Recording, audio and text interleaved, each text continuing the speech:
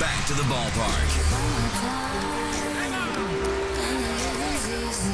It's your Indianapolis Indians. Powered by Citizens Energy Group, Toyota, and Monarch Beverage. Live coverage of the Indianapolis Indians is on Fox Sports 1260, Indy Sports Station. Back here at Victory Field on a beautiful Sunday afternoon. Brad Brown from WRTV. Glad to be with Howard in the booth for this series finale ahead of the All-Star break. Let's get a look at the starting lineups for this afternoon's contest. The Memphis Redbirds coming in here as the visitors. Mason Wynn, the shortstop, will lead things off. Richie Palacios, the DH, bats second. Tyler O'Neill up from the Cardinals for his rehab this week. The center fielder, he'll bat third. Moises Gomez, the team's top power hitter. The right fielder, he'll bat cleanup from Memphis today. Taylor Motter, the first baseman, bats in the number 5 spot. Matt Koperniak, playing left field, will bat number 6. Junio Karaquito, the second baseman, bats in the number 7 spot. Trace Barrera, the catcher, batting 8th. And it's Kramer Robertson, the third baseman, batting in the number 9 spot. As Howard mentioned, Jose Hernandez getting the start here. We suspect an inning or so, maybe a little bit more out of Hernandez in his third time on the mound with the Tribe this week. A couple of good outings to begin with. Just threw a handful of pitches in that start back on July 4th and an inning of relief back on Friday night as he will work his way back up the line with the Pirates, we suspect, after the All-Star break. Quick look at the Indians starting lineup. Chris Owings, the center fielder, will lead things off. Alika Williams, the shortstop, bats second. Miguel Andujar, the left fielder, the hot hitter, once again batting third. Ryan Vilade gets the cleanup spot today. He'll play right field. LeVer Peguero, batting in the number 5 spot, will play at second base. Aaron Shackelford, who homered last night, batting number 6 and playing first base. Grant Cook will be getting the catching duties today. He bats in the 7th spot. Vinny Capra, the third baseman, bats 8th. And Josh Bissonette will draw the DH spot today and bat number 9. And we'll talk about Matthew Liberatore, the Memphis starting pitcher, when we get to the bottom of the first inning. Time for our first pitch. Back to Howard Kellman. Okay, thank you, Brad. Wherever you are on this Sunday afternoon, we thank you for joining us. And we certainly hope you enjoy Indianapolis Indians baseball. And Mason Wynn, who is a terrific young player, will start it off. The first pitch of the game is inside ball 1. We're underway from Victory Field in the capital city. It's 74 degrees, partly cloudy skies. The wind is relatively calm. The lefty Hernandez delivers. Fastball pop foul to the right side, out of play. Mason Wynn hitting .265, 9 homers, 35 RBIs, made a terrific catch over the shoulder in medium right field from second base to end the game and preserve the win for Memphis last night. And there's a foul back off the top of the screen, strike 2. 21 years old, Howard, youngest player in the Memphis lineup this afternoon, really here for this entire series. A couple games I've seen of him this week. Great energy from the kid. He's got clearly some talent both offensively and defensively, and a bright future ahead for this one. No question about that. Infielders straight up. Outfielders around to the right. The 1-2 pitch. Swing and a miss. He struck him out. Good start for Hernandez. Just the kind of thing I want to see out of him. He's been really steady in these couple of appearances that we've seen so far, and I think ultimately this is going to turn out to be a pretty successful trip here for him. And here's what we may see, Brad, from the Indians pitching today. Luis Ortiz, Kyle Nicholas, and Cam Aldred after Hernandez. The batter, Richie Palacios, left-hand hitter. And he takes off speed a little high. He had shortened up as if to bunt and drew the bat back. Palacios hitting .228, 5 homers and 40 RBIs. The lefty stretches and delivers. And a breaking ball in for a strike. And the Indians are straight up defensively. They line up with Aaron Shackelford playing first, Liover Peguero at second, Alika Williams at short, Vinny Capra, the third baseman. Fastball, a little bit outside. It was very close, and they're challenging. The Indians are challenging that pitch, and we'll see. I thought it might have been a strike. I think it might have clipped the edge of the zone. Nope, just misses off the plate outside. So they lose a challenge and have 2 left. So it's a ball, and the count's 2-1. Miguel Andujar in left, Chris Owings in center, Ryan Vilade in right. Grant Cook catching, Jose Hernandez doing the pitching.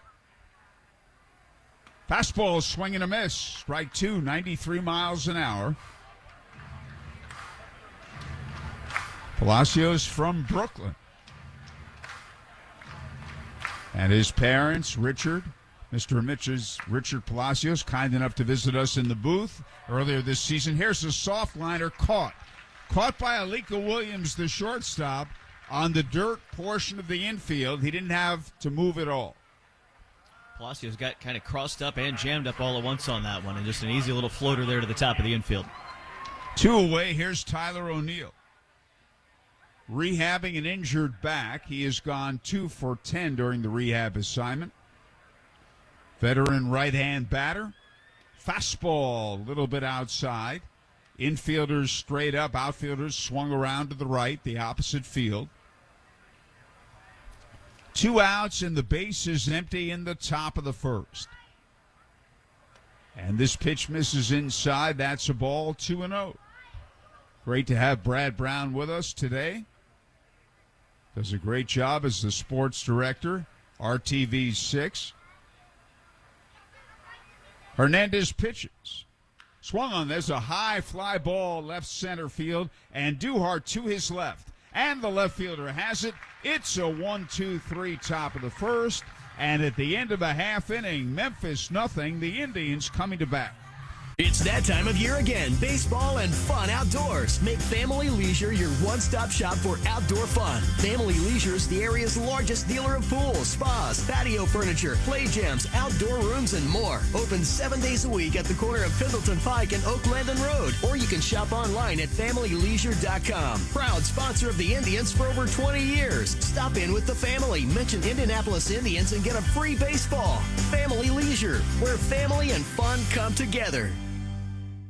Hey baseball fans, have you struck out with your current internet provider? Does their lack of support leave you feeling like you have no bullpen? And does the fact that they don't provide local 24/7, 365 support leave you feeling like you've been tossed from the game? If you're looking to hit a home run and avoid these issues, why not go with local provider 9-Star Connect? They have over 125 years in the business and have helped many people like you win the game. Visit www.9starconnect.com today and see why we are different. At Great Clips, we know you live a full life, which is why we're full of ways to make getting a great haircut easier. With Clip Notes, we save your haircut details so you can get the look you love from the skilled stylists at any Great Clip salon. Plus, with convenient online check-in, you save time too. So even when you're not thinking about your next haircut, we are. And when you choose Great Clips, it's gonna be great. Download our app today. Join a salon team. Visit jobs.greatclips.com. Back to the Indianapolis Indians on Fox Sports 1260, Indy Sports Station. Getting set for our first look at the Indians today. They'll be facing lefty Matthew Liberatore, back here with the Redbirds after a couple of months up with the Cardinals. 6'4", 200 pounds, 25 years old, originally from Peoria, Arizona. Had a stellar start to the season with Memphis, getting off to a 4-1 bump into the middle of May, but struggled during his time up with the Cardinals after winning the Minor League Pitcher of the Month award back in April. He was the top pitcher in the league, in fact, that first month of the season, but we'll see how he does in his first start back for his second stint this season, Howard, as we see him here on a Sunday. Okay, thanks, Brad. And Chris Owings will lead off, hitting .254, 5 homers and 12 runs batted in. Liberatore delivers. Fastball, high ball 1. May 21st was his MLB debut at Pittsburgh against the Pirates.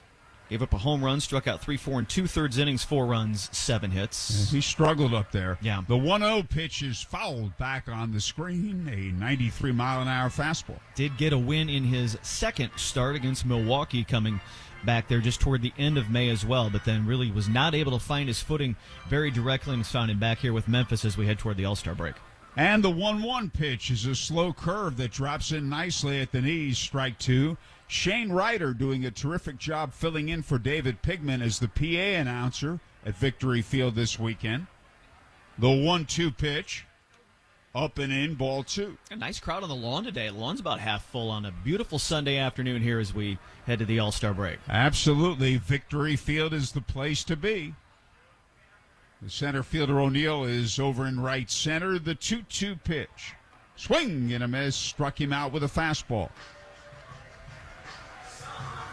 Liberatore looking good on that first at bat, bringing some good heat. 95 on that strikeout pitch, so showing himself to come out with some good heat to kick things off here on Yes, Sunday. and he threw a fastball at 93, so he changed speeds a bit on the fastball, and when you do that, you're doing something special. Alika Williams, the batter.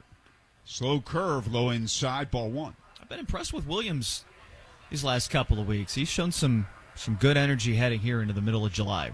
He's a fine shortstop and second baseman. Since June 20th, he has swung the bat very well. Fastball up and away. Defensively for Memphis, Taylor Motter playing first. Huniel Karakudo at second. Mason Wynn, the shortstop. Kramer Robertson at third base. Fastball golfed high in the air. Short right field. Karakudo back, and he's called off. And the right fielder Gomez has it. An easier play for him coming in. And there are two away. And that Memphis outfield has Matt Koperniak in left, Tyler O'Neill in center, and Moises Gomez in right. Trace Barrera catching, and as Brad told you, Matthew Liberatore doing the pitching. The batter, the red-hot Miguel Andujar. He swings and fouls it back on the screen. He had 3 more hits last night. He's batting .361, second in the league in hitting. 9 homers, 56 RBIs. Not only that, he has a 10-game hitting streak. He hits it deep to left. That ball's way back, and that ball has cleared the wall for a home run. Give him an 11-game hitting streak. And give him home run number 10 and run batted in number 57. A home run down the left field line. And here in the first inning, it's 1-0 Indianapolis. An emphatic way to make it an 11-game hitting streak, Howard. Got every bit of that one. Put it out past the concourse, beyond the lawn, and behind the Yingling deck out there in the left field corner as Andujar just continues swinging one of the best bats in the entire league. Down the line, but clearly fair. And Ryan Valade, the batter. Fastball line caught by Taylor Motter, the first baseman, on the infield dirt, and he was very wide of the bag, and that ball was scorched. At the end of 1, Indians 1, Memphis nothing. Hey, Jen, sorry I'm late. I had to stop for gas. Yeah, I can't believe how much it costs for gas now. I know, everyone's still talking about how much gas is, but I never pay full price. I just use the free Upside app, and I get cash back for every gallon of gas I buy. Wait a minute. Are you saying you actually get paid real cash when you buy gas with the Upside app? Yeah, I earn back up to 25 cents a gallon every time I buy gas. What? That sounds like it could really add up. It sure does. I've made over $300 already. Wow, that's serious extra money. I'm downloading the free Upside app now. Download the free Upside app to earn real cash back every time you buy gas. Use promo code UP89 for an extra 25 cents per gallon cash back in your first fill-up. You can cash out anytime right to your bank account, to PayPal, or an e-gift card. Just download the free Upside app and use promo code UP89 for a 25 cents per gallon bonus in your first tank. That's code UP89 for 25 cents per gallon cash back in your first fill-up. Cashback's not available in gas in New Jersey and Wisconsin. Hey, it's Jonas Knox. I just learned Discover credit cards do something pretty awesome. At the end of your first year, they automatically double all the cash back you've earned. That's right. Everything you earned doubled. All the cash back from eating at your favorite soup dumpling restaurant doubled. All the cash back from that trip where you sort of learned how to snowboard also doubled. And the best part, you don't have to do anything ridiculous to get it. Nope, Discover does it automatically. Seriously, though, see terms and check it out for yourself at discover.com/match. The Indianapolis Indians are always right here on Fox Sports 1260, Indy Sports Station. We moved to the top half of the second inning, and the Indians changed pitchers, Brown. Luis Brad, Ortiz, you got it, Howard. Luis Ortiz at the mound for the Indians here, and we were talking about this pregame. We suspect we could see maybe 4 or 5 arms out of each of these teams today. It's this last game before the All-Star break. Got some guys coming through here kind of on rehab, up and down, all of that, and with that long break heading into not playing again until Friday, a chance to really spread it around a bit, and I suspect that Ortiz might just get himself a couple of innings. We'll see how it goes in the second. Well, he had an opportunity with Pittsburgh, didn't do as well as he wanted to. He still has a chance to be a fine major league pitcher. Moise Gomez leading off, hitting .227 with 19 homers and 47 RBIs. Right-hand batter, infielders straight up, outfielders around to the right. And the pitch is low and away, so the Indians get a perfect inning from Jose Hernandez. And the 1-0 delivery. Swinging a high pop foul to the right side and out of play. And that's a strike, 1-1. I think with Hernandez coming here, I'm going to guess that they're going to be very happy with the 3 opportunities he's had to throw. Pretty solid outings all around. Another solid inning today. 1-1 pitch, fastball hit high in the air to right field. Ryan Vilade coming in and going toward the line, getting there to make the catch. Fair ball, 1 man out. Jordan Shue, our producer-director today on Valley Live, and he's got Vince Morales with him as well. What a 1-2 combination that is. And on the radio side, Austin Cook handling things at Fox Sports 1260 WNDE. Here's Taylor Motter. Fastball fouled at the plate. Taylor hitting .239, 8 homers, 25 RBIs, another right-hand batter. On a Miguel Andujar home run, and that foul ball got the plate umpire Reed Basner. And they're checking to see on him. It hit him in the mask, I believe. It did. Caught him kind of on the top rail of that front face mask and just dinged the mask back a little bit. So his umpiring crew and the Indians trainer out just to have a talk with him here real quick to make sure everything's still in order. He appears to be okay. Tyler Brooks, as you said, the Indians trainer out there. The 3 umpires meeting. He'll get a supply of baseballs now from the bat boy. Yeah, everything seems to be in order. I think he's just shaking it up for a second here to make sure nothing's gone sideways on him. He'll send his crew back. Looks like we're good to go, but they'll obviously keep first base and third base, his partners, on standby in case a shuffle needs to be made amongst that crew. Anthony Perez, the plate umpire yesterday. Here it is again on the replay. Yeah, right up, like right at the eye line there. There's that gap where the umpires look through. Caught it pretty square right there. Yeah, he didn't stagger. Anthony Perez, the plate ump, yesterday, he got hit with a foul ball and staggered backwards. And the pitch low and away, but he was okay too, fortunately. 1-1, 1 out, bases empty. Top of the second, Ortiz delivers. In the dirt, ball 2. Indians 1, Memphis nothing. We're talking about Miguel Andujar, who homered and now has an 11-game hitting streak. And, Brad, earlier this season, he had a 20-game hitting streak. You talk about being consistent. There's a swing and a miss, strike 2. Really, since the 1st of May, Andujar has, without question, been the best bat in the International League overall. Just some impressive numbers, and even kind of on the in-between games, just the multi-hit games, just the opportunity to really churn that offense. 2-2 pitch. Foul back out of play. Tell us how things are going at RTB6. Doing well. We're getting into the steady part of the summer here. We were talking before the game. There's usually a lull sometimes in between the Indy 500 and, say, the start of Colts camp. But we've had some good stuff around town here. The Pacers have stayed interesting. We've had a chance to come out and tell some stories with the Indians, so it's been a good couple of months. Here's a slider, swinging a ground ball to third. A knee-high hop to Capra, who pegs accurately to Shackelford, and they're a 2 away. What's your typical day like? Any more these days, it's a little more like after a lot of years of working, say, a 3 to midnight and anchoring at 6 and 11, a lot of our stuff now kind of happens, say, dayside. And we do a lot of things kind of the middle part of the day to have things ready for 6 p.m. And we've spent a couple nights per homestand here with a 6 p.m. live shot, for example, at Victory Field. But it's a little more of a normal schedule, I suppose, than what we've had previously, if whatever you can pass off as normal in television. Matt Koperniak swings, golfs it in the air to left field, right at Andujar. Under and waiting, and he's got it. A 1-2-3 inning for Ortiz, and after 1 1/2, the Indians won, Memphis nothing. Did you know that WM and the Indianapolis Indians are teaming up to make Victory Field more sustainable? From recycling education to materials management, WM and the Indians are always working for a sustainable tomorrow. If your business is interested in adopting sustainable practices, please visit WM.com for more information. Brought to you by WM, the official waste disposal and recycling partner of Victory Field. The Biff Ward Real Estate Group, where experience and excellence meet.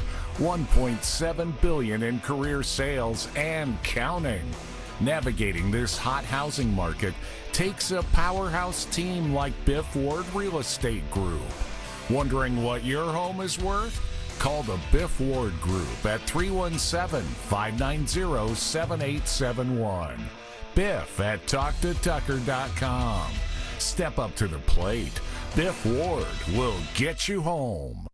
White Claw Hard Seltzer, crafted using seltzer water, 5% alcohol, and a hint of fruit flavor. Available in a variety of fruit flavors, including black cherry, mango, watermelon, and strawberry. White Claw Hard Seltzer is your open invitation to escape to pure enjoyment, whatever that means for you. Made simple, because fun always is. When the question is, should we say, let's. White Claw Hard Seltzer. Please drink responsibly. Hard seltzer with flavors. White Claw Seltzer works. Chicago, Illinois. Now back to your Indianapolis Indians on Fox Sports 1260, Indy Sports Station. We get ready for the bottom of the second. The umpires meeting with Tyler Brooks again. The Indians trainer, Reed Basner, the plate ump, got smacked with a foul ball on the mask. He's okay, though, and we'll play ball in the bottom of the second.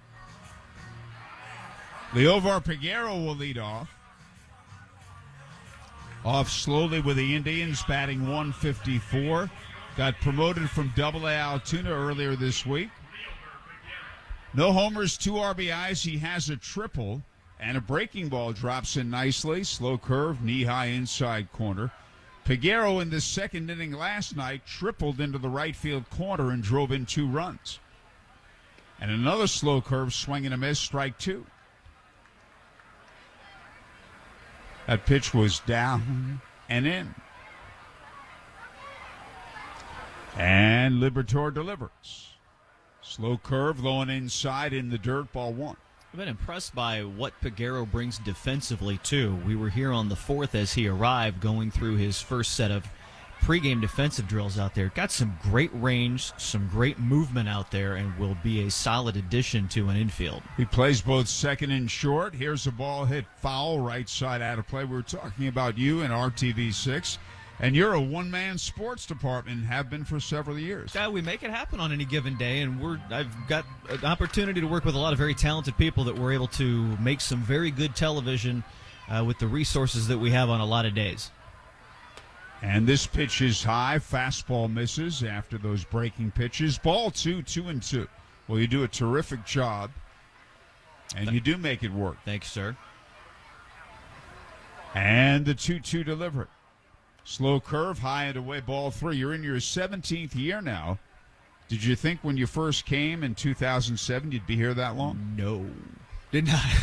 Did not, but you know when you're here long enough and you are from Indiana and you work in this market and in this city, it's just great. Fastball swinging a foul at the plate. The count holds 3-2. You're from the Fort Wayne area. I'm from, DeKalb County, just north of Fort Wayne. Butler, Indiana is my hometown, and have worked in Fort Wayne for 7 years prior to Indianapolis. So Hoosier born, Hoosier worked all around. And another look at Peguero in the box there on our replay, hanging in there. And here's a swing and a miss, and he struck him out with a fastball. So interesting the way he approached it, getting ahead with the breaking balls and coming back and striking him out with a fastball. Yeah, Liberatore was struggling a bit there, but seems to keep finding his way. He's just up there to bring it, is what I'm seeing out of this right now. Big guy is just going to try and overpower some of these, but a little bit of finesse there gives him an opportunity. Well, he has the good slow curve. Aaron Shackelford, the batter. Fastball up and away, ball 1. You know, you mentioned Butler, and this is back in 2005. I gave a speech to the Butler Chamber of Commerce. Yeah. I probably know all of those people. And a breaking ball strike at the knees. What stands out, though, the mayor of Butler worked third shift. Yes. At the time, we could sort that story out on an inning break, but I know exactly who and where and when. Wow. The 1-1 is hit high in the air, down the left field line. It is a foul ball, and nobody gets there. The third baseman, Robertson, couldn't see it. Wynn from shortstop came running over, but he was unable to make the catch. Robertson got over there, and clearly the sun got his eyes. You see the replays. He's chasing it down, trying to shade his face, trying to find anything. He really wasn't even within about 6 feet of it. The shortstop made a nice effort to get over there, but Wynn just didn't have enough time to chase it down.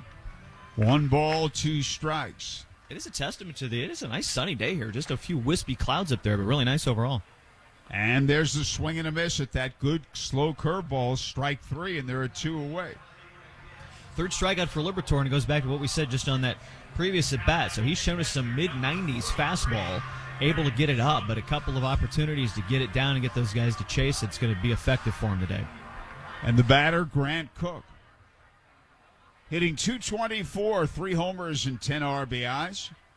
Fastball swinging a big bounding ball to short. A knee-high hop to Wynn, who throws on to Mater, and the Indians are gone in order. And at the end of 2, Indians 1, Memphis nothing. A science class at George Washington High School just learned how smart distribution networks ensure safe, reliable, and efficient energy. At AES, we are putting these next-generation innovations to work right here in Indianapolis so that our community can enjoy smart energy solutions that power our lives and energize the next generation of innovators. IPL is now AES Indiana. We are accelerating the future of energy together. Why is Elements Financial like a bank, only better? One reason is we are here for you both near and far. We're proud to be respected locally and accessed globally. You are likely to see us at your own workplace. Elements is based in Indiana, yet accessible from anywhere. And overall, we're helping you to be smarter with your money in any situation. Visit us at elements.org to learn more reasons we are like a bank, only better. Federally insured by the NCUA. Inspired by your nerves of steel and the nerves and joints that help our bodies go.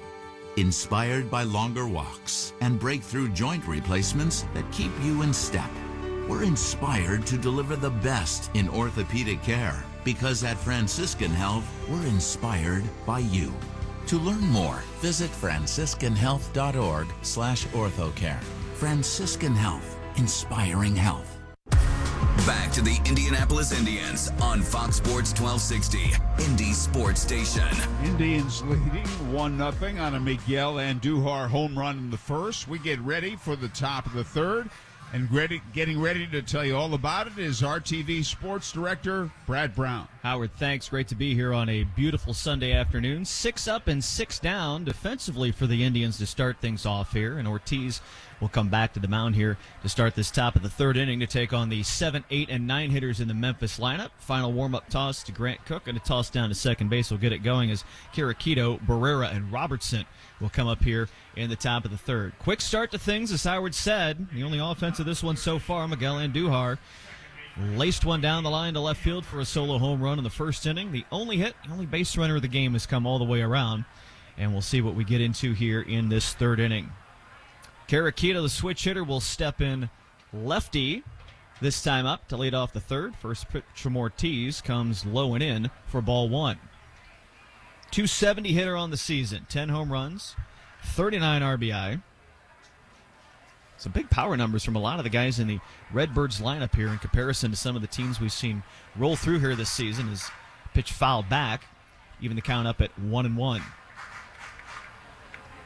Again, temperatures mid-70s, nice July day right before the All-Star break. A little breeze blowing in from left field this afternoon. Ortiz kicks, fires, in again.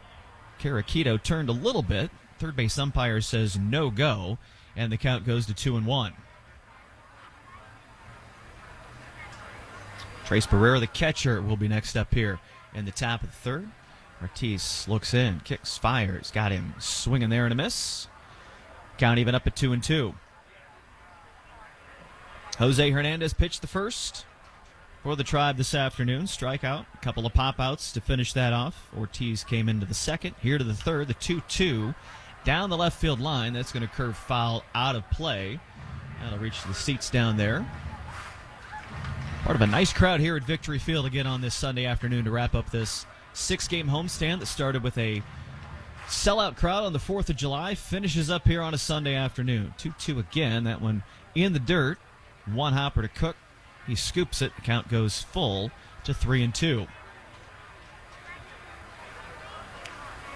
The lawn filling in here, though, on a Sunday afternoon. Nice day to bring the blanket, bring the kids, and spend the day at the ballpark. 3 balls, 2 strikes. Ortiz kicks, fires. That one up and away for ball 4, and Memphis has their first base runner of this afternoon here in the top of the third inning. Kirikido draws the walk.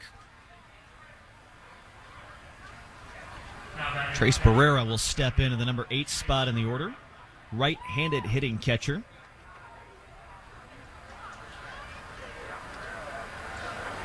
.200 hitter on the season, 4 home runs, 17 RBI. Kirikido with just a short lead at first. That one misses way high from Ortiz for ball 1. So things getting just a tick away from him here to start this third inning. The Indy infield stays straight up defensively. Ortiz takes a long look. 1-0 pitch comes in. Nice one there for called strike and 1-1.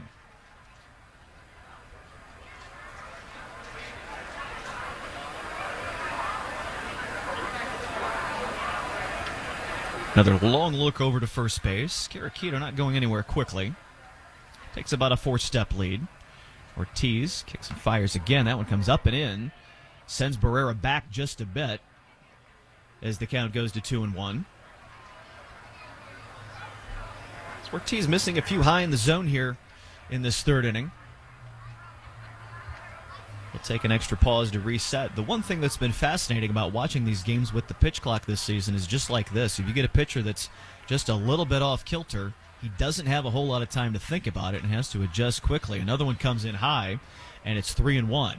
So you find yourself often in situations here where if a guy would like to go back as Ortiz steps off the back of the mound, back up to the top, you've only got 19 seconds, and you've really only got about 15 because he's got to set and fire.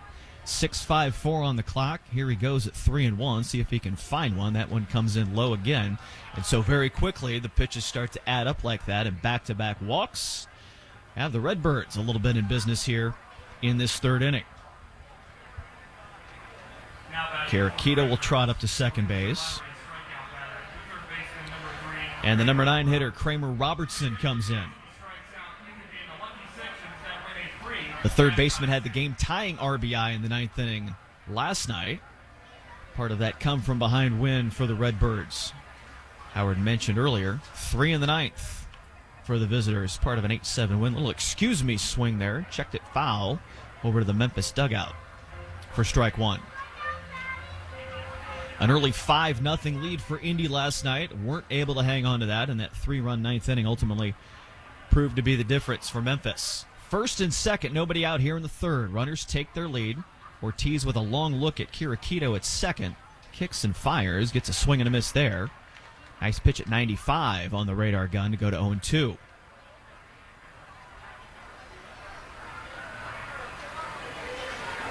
So again, this quicker nature of the game, the observation for someone who doesn't do this on the daily, pitchers can be very streaky in one good way or another.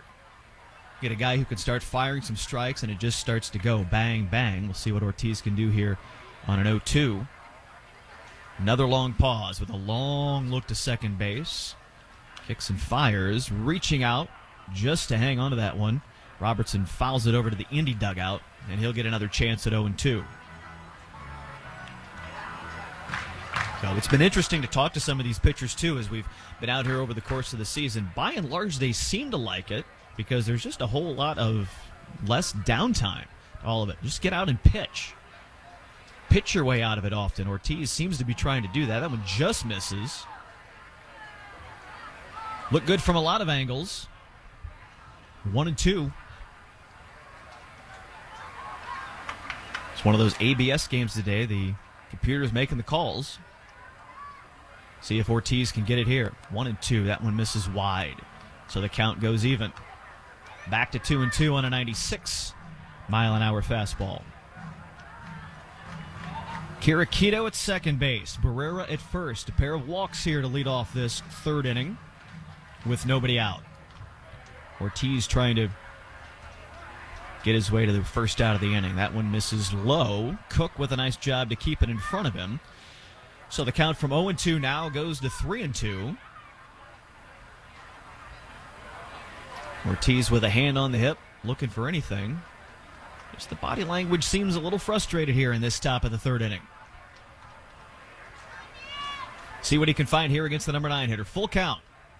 First and second runners, big lead. Ortiz kicks, fires, got him swinging there. Nice breaking pitch for Ortiz, his first strikeout of the game, and a big first out here in this top of the third inning. Had to do a little extra work on that at-bat after a good 0-2 start. Nice pitch, though, for that strikeout to sit Robertson down.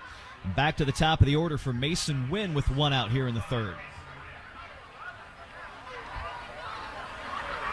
Ortiz brings it again right down the middle with that one at 95 miles an hour for a called strike. Well, you're right, Brad. It was a good pitch that he struck him out with. It was a slider that looked like a strike but ended up outside. Had he taken it, it would have been ball 4. 0-1 now to Wynn. Pops it up back just to our right. Bounce off Sweet. Down 5 or 6 rows of the upper deck for another quick 0-2. Wynn struck out his first time up. That was against Hernandez to lead off the game. And now the 21-year-old shortstop finds himself down 0-2 to Ortiz here in the third. First and second, one out. Ortiz looks in, kicks, fires. That one low and away. Cook scoops it again. So we go to 1-2.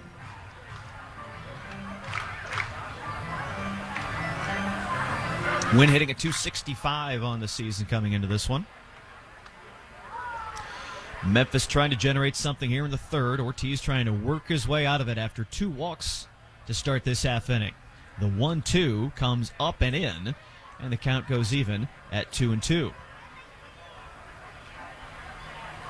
It's bringing the heat, that fastball in the mid-90s. You'd like to see him get a first or second pitch out instead of having deep count after deep count. Yeah, he's gone deep with all 4 hitters here in the third. That one comes in. Wynn pops it up and out to the right side, and we'll reset with the count at 2-2.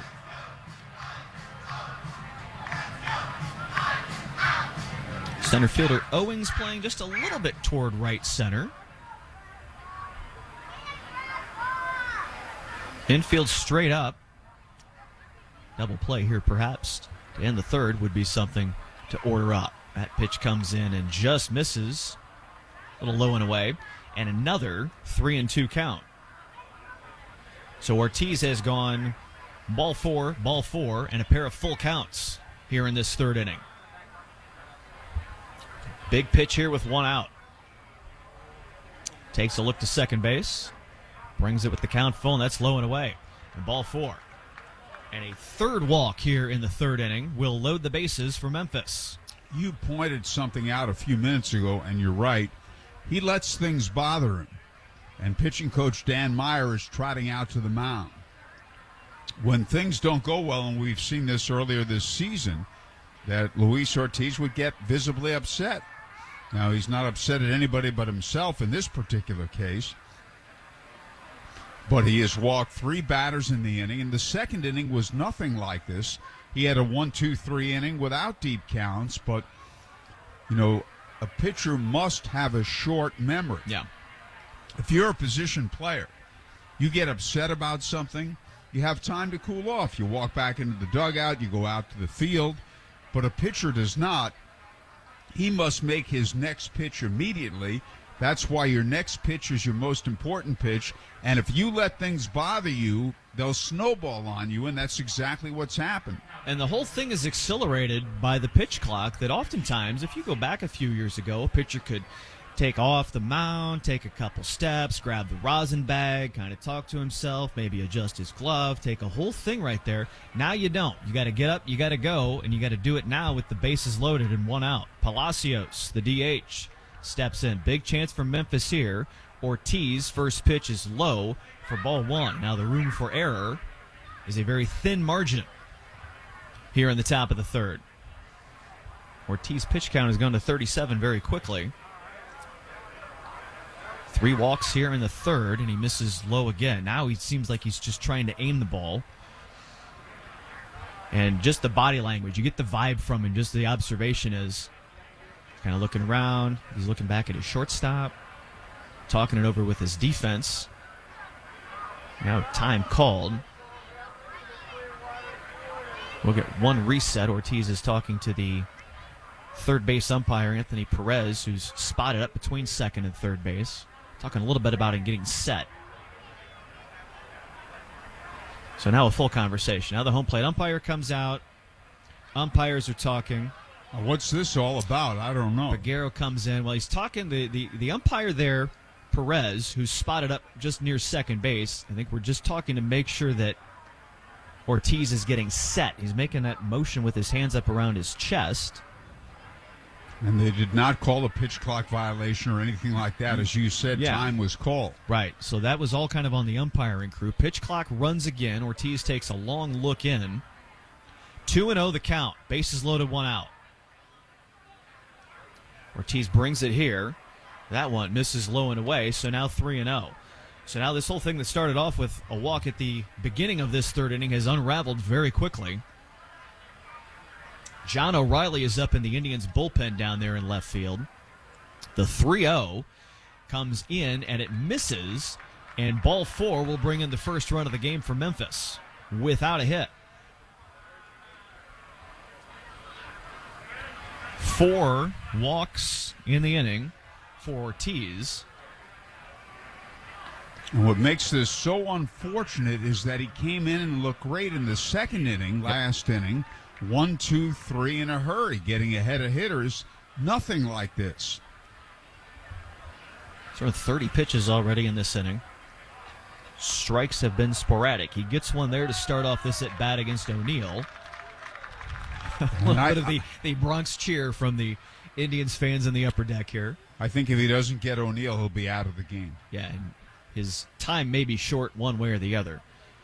As O'Reilly continues warming up down in the Indy bullpen. There's a called strike. We're 0-2 at 96. So now he just kind of settles in and just brings it. Finds the strike zone twice. Let's see what he does here with an opportunity to get this second out. No balls, 2 strikes. Time called as O'Neill steps out. Now we're calling time again. It looks like we're pointing to left field. This game had such a wonderful flow to it for the first 2 innings. Yeah. Miguel Andujar with the solo home run in the first, the lone hit of that. A couple strikeouts, some good defense early on. And then things getting a little off kilter here for the Indians in this top of the third. Now's when the position players have to really fight to focus. 0-2 pitch from Ortiz, misses high. Goes to 1-2, 97 on that one. Fastest we've seen on the radar gun from Ortiz here so far. Sets quickly, ball and 2 strikes. Bases loaded, 1 out. Ortiz kicks and fires way wide. Cook had to stretch for that one across his body to keep it. And the count goes to 2-2.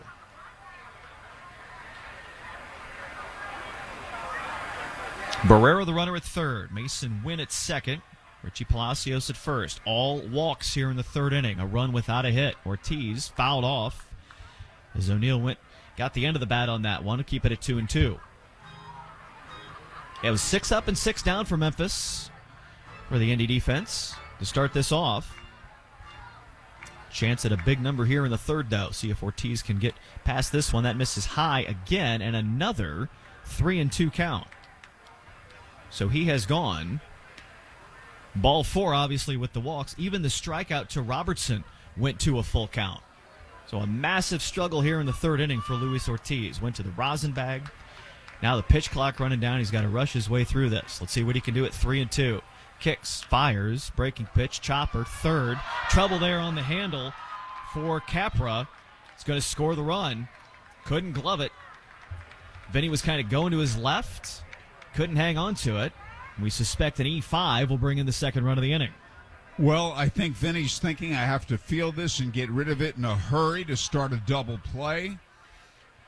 And he's unable to do so. As you said, he didn't feel that it was not a difficult chance at all. It is an error, and we'll have a pitching change. So a bit of a mess all around for the Indians here in the third inning. 4 walks and an error bring 2 runs in. Luis Ortiz out. John O'Reilly will be the next pitcher to step in for Indy. Do credit Tyler O'Neill with an RBI.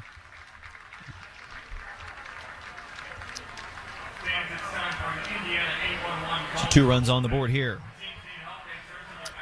as John O'Reilly will be next man up. a little earlier than expected this afternoon. As again, the Indians giving Jose Hernandez the inning as the opener.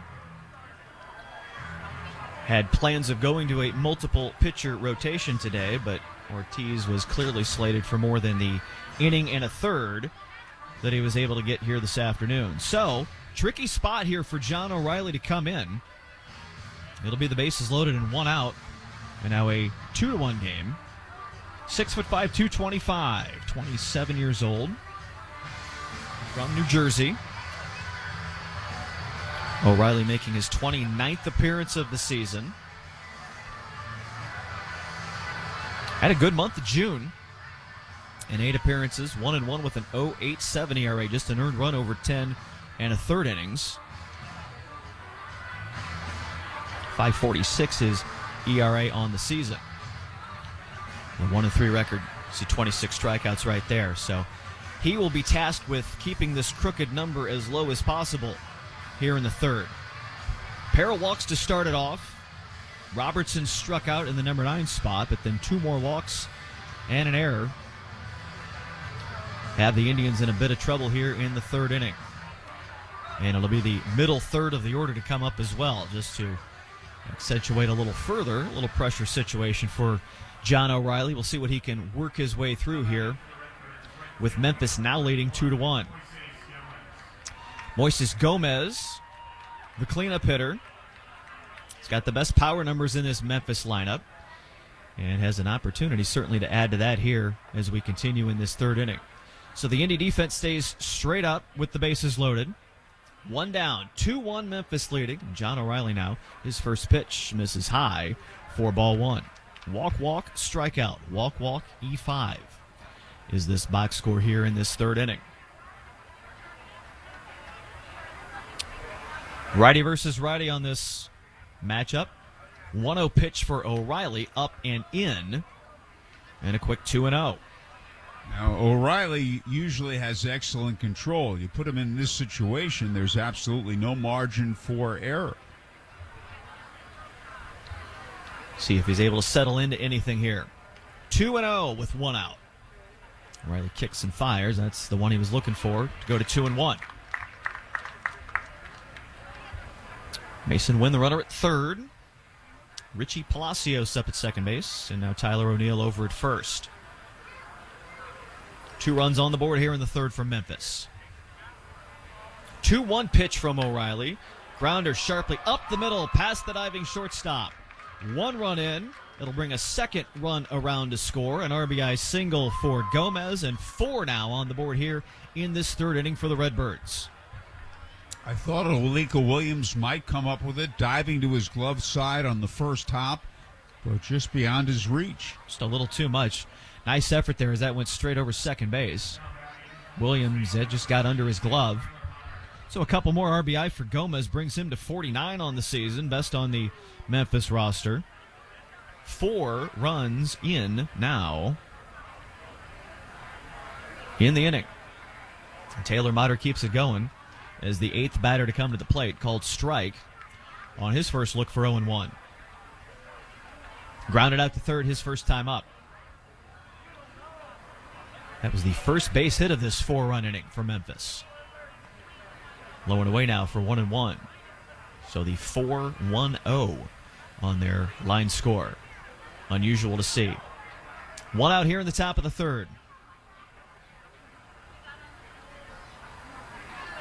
O'Reilly at 1-1. Long pause, kicks and fires, misses high again for 2-1. Matt Koperniak waiting on deck. It's Memphis looking to bat around here in the third inning. 2 balls and a strike now. O'Reilly gets one there at the knees, called strike for 2-2.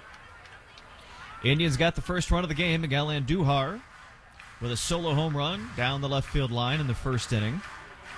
The only Indy hit of the first 2 innings. 4 on the board here in the third for Memphis. 2-2 pitch from O'Reilly. Reaches out. Little bloop to shallow left center. That's going to drop in for a base hit. Nice effort there by Motter to reach out and get that one off the end of the bat. That was a tricky pitch to handle. He got just enough of it to drop it in between Andujar and Owings out there in left center field. And once again, the base is loaded for Memphis. Well, a lot of things are going wrong now, but you put yourself in a position to be hurt by a blue pit, by an error, because of all the bases on balls. 4 walks and an error sort of set up the mess that the Indians find themselves in. Now the base is loaded again. 1 out. Koperniak, the lefty, steps in. He lines one, looping down toward the Indy bullpen. That'll be off the net foul. It started 0-1. Koperniak lined out to left field his first time up. Again, it was 6 up and 6 down for the Indy defense to start things off. A good first couple of innings.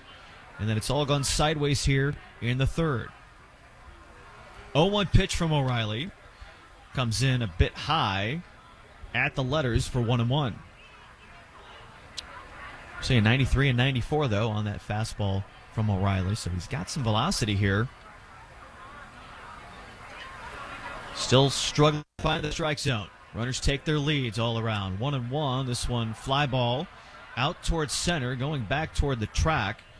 Making the catch there is Owings. That'll tag the runners up from second and third. Scoring is O'Neill for the 5th run of the inning. Gomez slides in safe at third base, so the sac fly and the RBI for Koperniak makes it 5-1 now here in the third. Now, Gomez did something very well going to third base there. The reason why I say that, so many players make the mistake on long drives of just standing there and tagging. He was not in a position to be caught starting from second base had the ball dropped. So he was off the bag, ran back when the ball was caught, and then tagged and went to third. So runners at the corners now with 2 out. All the way back around to Kirikido, who started this inning off with the first of the 4 walks and scored the first of these 5 runs as well. Pitch misses outside. Count goes to 1-1. So had the ball been not caught, he would have been able to score because he wasn't standing on second base. And he went back when he saw the ball was going to be caught. He went back and then tagged. 1-1. First and third with 2 outs. Swing and a miss. We haven't seen a whole lot of those in the inning. O'Reilly needed that one. Now goes to 1-2.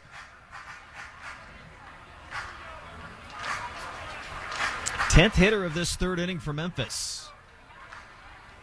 As they put a 5 spot on the board. Remember that the Indians scored 5 in the second to start things off last night. 1 ball, 2 strikes. O'Reilly kicks and fires. Got in, swinging and missing. Little foul tip, we say. Cook hangs on for the 3rd strike, and a long top of the 3rd inning comes to the end. 5 runs on the board for Memphis, and now a 5-1 lead after 2.5 here at Victory Field. At Fletcher Chrysler Dodge Jeep and Ram, they have new, used, and certified pre-owned vehicles for sale. They also have an excellent service department. When you're there, say hello to General Manager Tom Thompson for great deals all year long. That's Fletcher Chrysler Dodge Jeep and Ram on US 31 in Franklin.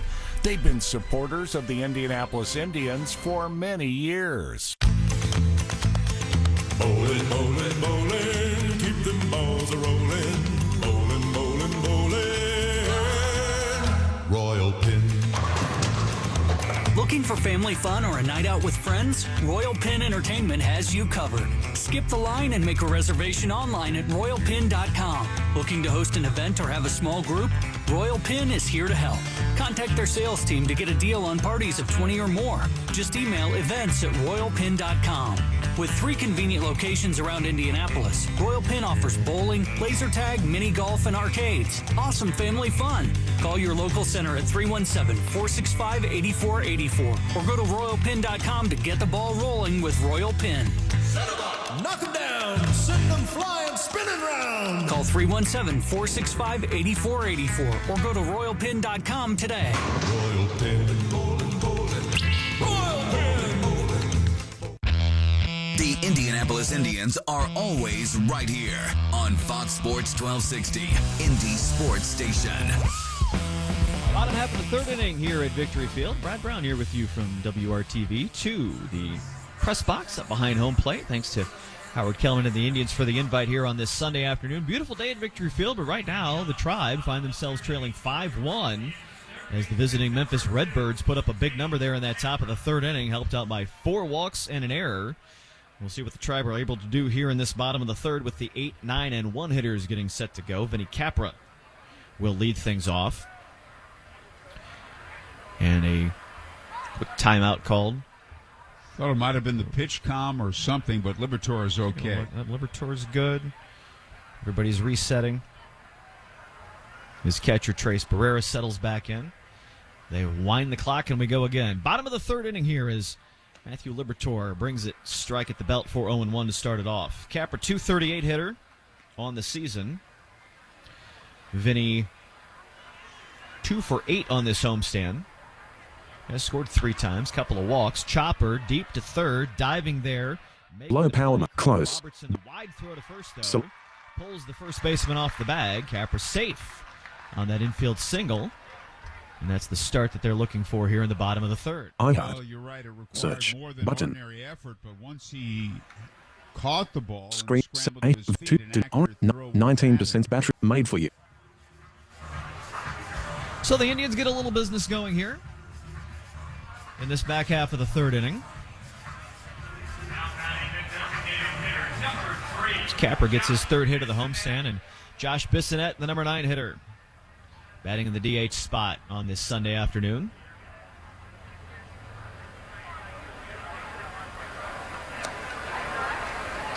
Pitch misses wide for ball 1. Bissonette, 236 hitting on the season.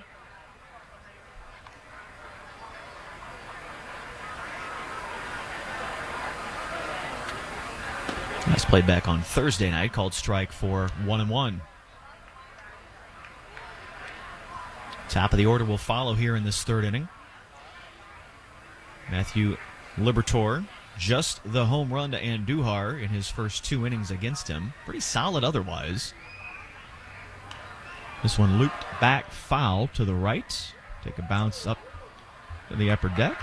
Nice catch there in the front row by the young fan. Played it off the hop. Ball at 2 strikes now. Yesterday, the Indians got 5 runs in the second, but Memphis came back with 3 in the third. Now, Memphis gets 3 here in the top, 5 in the top of the third. Pitch misses high for 2-2. So he's looking for a shutdown inning.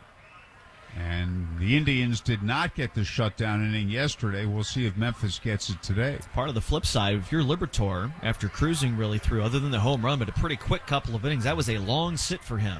Absolutely, and that can affect you. And that top of the third. 2 balls, 2 strikes now. Bissonette gets just a piece of it. Fouls it off toward the Memphis dugout, and will stay at 2-2. Always kind of an interesting element. You watch your offense go out and generate 5 runs like that, but there were 4 walks in that inning. We weren't kind of timing it. It felt like the better part of 25 to 30 minutes, though.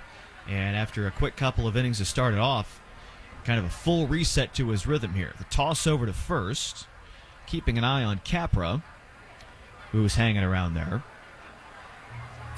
So now he'll get a chance to lean a little more towards second base. 2 balls and 2 strikes. The lefty, Liberatore, brings it. Chopper to third this time. Fielded cleanly. Played to second for the force out. And that'll be the only play they're able to make. Robertson to Kirikido for the force out.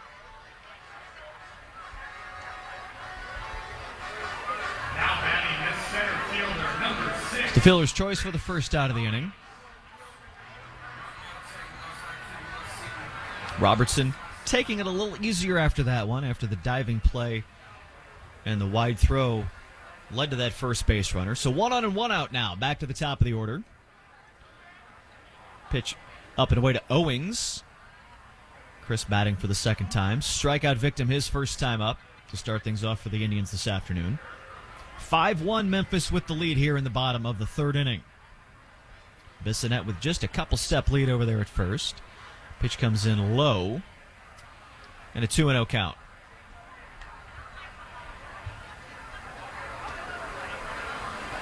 5 home runs and 12 RBI on the season for Chris Owings. Been steady in that leadoff spot as this first half of the season has gone on. That's a long shot, high and deep, left field toward the track, looking up, and it's into the lawn. Gone for the home run. Chris Owings. That one got out of here in a hurry to left center field. His 6th home run of the season will cut that deficit in half, as now we find ourselves at a 5-3 ball game. That was a quick rip that left the park in a hurry. There's just a light breeze that's sort of blowing kind of across left field to right field now. But Owings got every bit of that one. I think you're right. I think, if anything, the wind might have held it. Yeah. Just got it up there. Didn't clear that rail by much out there. Just a couple of bodies into the lawn. But the big fly from Chris Owings takes a 5-1 game now to 5-3 here in this 3rd inning. Alika Williams trying to keep it going. Looks at one up and away for 1-1. So again, Liberatore coming back from that long delay, just not as crisp as he was in those first 2 innings. Pitch misses low. It'll go to 2-1. Second home run of the day for the Tribe. Andujar, the solo shot in the first. 2-run bomb here in the 3rd. 5-3 on the board. Just the one out here in this 3rd inning. The pitch misses high. And now Williams finds himself ahead in the count at 3-1. Final game before the All-Star break. You wonder if the mind wanders just a little bit. Many of these guys know they got a couple days off coming here. Williams, that one misses just off the plate, and ball 4. First walk of the game issued by Liberatore. And now I'm just taking a look at him, and we're seeing kind of that same body language we're seeing out of Ortiz. Rosenbag kind of down. He's kind of getting a little bit on himself right now. Yeah, you're right, Brad. He just slammed that Rosenbag down. So now, base runner on again, and the hottest bat in the Indy lineup comes up. Andujar got a hold of one, left field. Did he get enough to the warning track? No, making the catch right there in front of the scoreboard is Koperniak. Andujar came about 6 feet away from making it 2 for 2. Instead, it's just a long second out here in the 3rd inning. Even when they get him out, he hits the ball well. Just a great swing. Man, Andujar has been fun to watch this season. And again, as the flags pick up there in left field just a little bit, and see if you're watching on our Bally Live replay. Almost, but not quite. And 2 down here in the 3rd. Valade comes up now in the cleanup spot. They're going to call for a challenge on this pitch. The catcher, Barrera, very quickly calling for the challenge. Call was the ball, but it is indeed a strike, and a pretty good one at that. So that'll be an 0-1 start now for Ryan Valade. So it's an interesting part of that challenge process. You got to have a catcher there who's just dialed in enough to know strategically when to go get that. So first strike count now goes to 1-1. That pitch in on the knees. Brad, this is the first game you've worked with us this year, and you've gotten about a week's worth of play-by-play into 1 inning. This has been a lot here for All at Once. So I'm burning up my word quota all the way in the 3rd. So we can get to the 4th at some point. I don't mind seeing the Indians put together some offense after that 5-run 3rd inning, though. As the count goes to 2-1, pitch misses up to Valade. He lined out a sharply hit ball to first base. His first time up. Ended the 1st inning. He's got Williams down there at first this time. The 2-1 pitch comes in at the knees and a called strike for 2-2.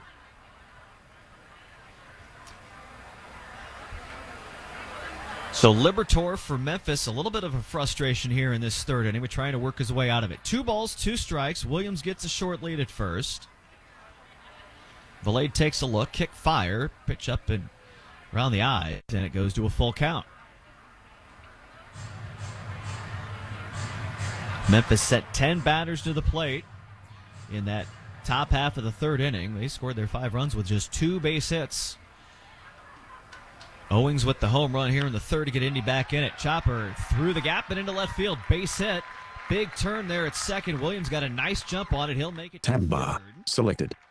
Ryan Valade has himself a base hit here, and the Indians have the tying run on base here in this bottom half of the third inning.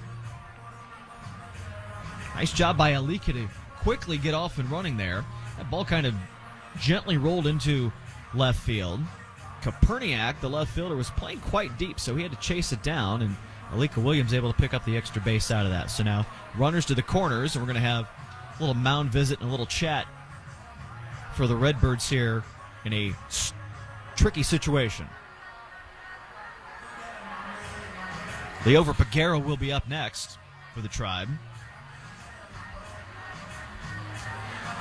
Liberatore has found himself in some trouble. The Indians' bats coming to life here after the long break of their own. Runners on the corners with 2 outs and 2 runs in here in this third inning. So that visit to the mound is over. We see a big bit of a shift from the defense here,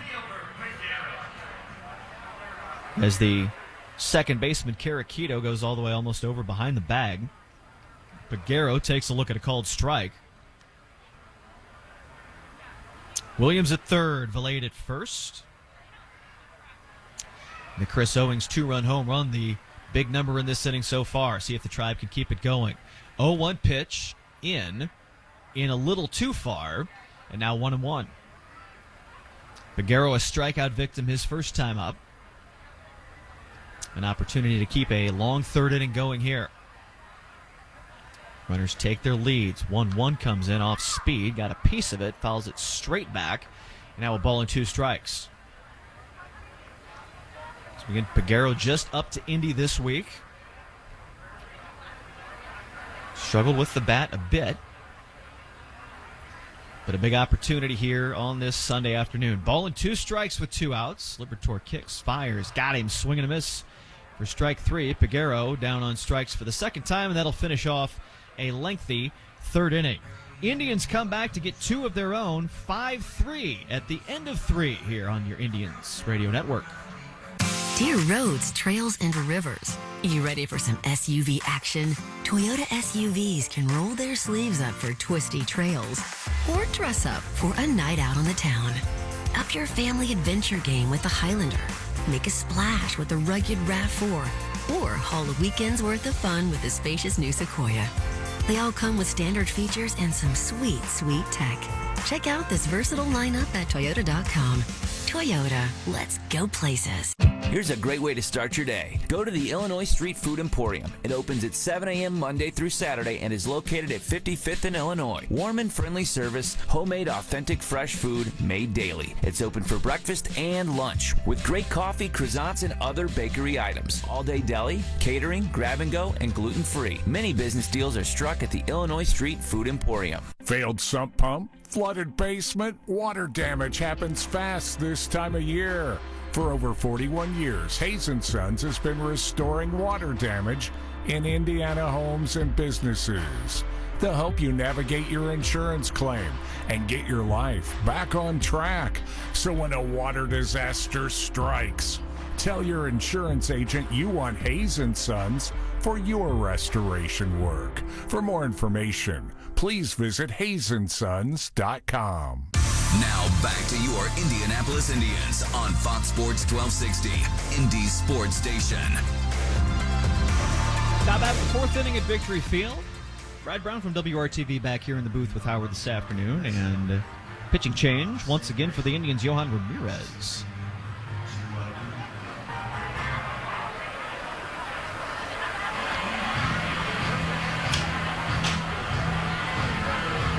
To the mound here. We'll check that actually. As we go to the 4th with Memphis leading 5-3, Brad Case comes to the mound now.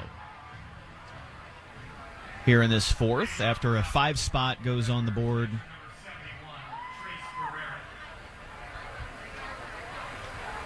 for Memphis in the top of the 3rd. So 5-3 game.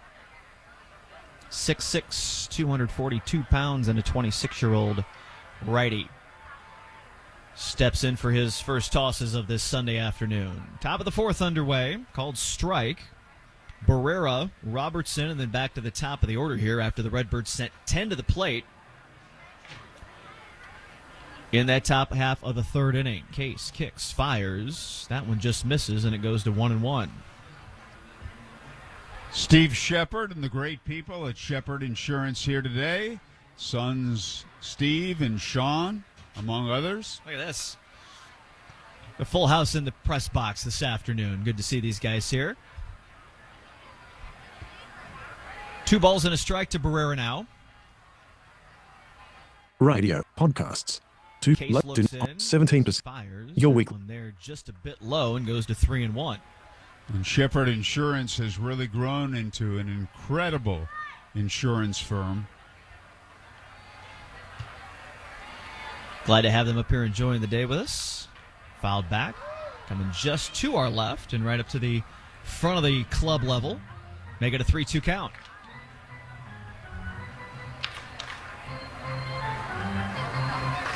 Robertson will be next.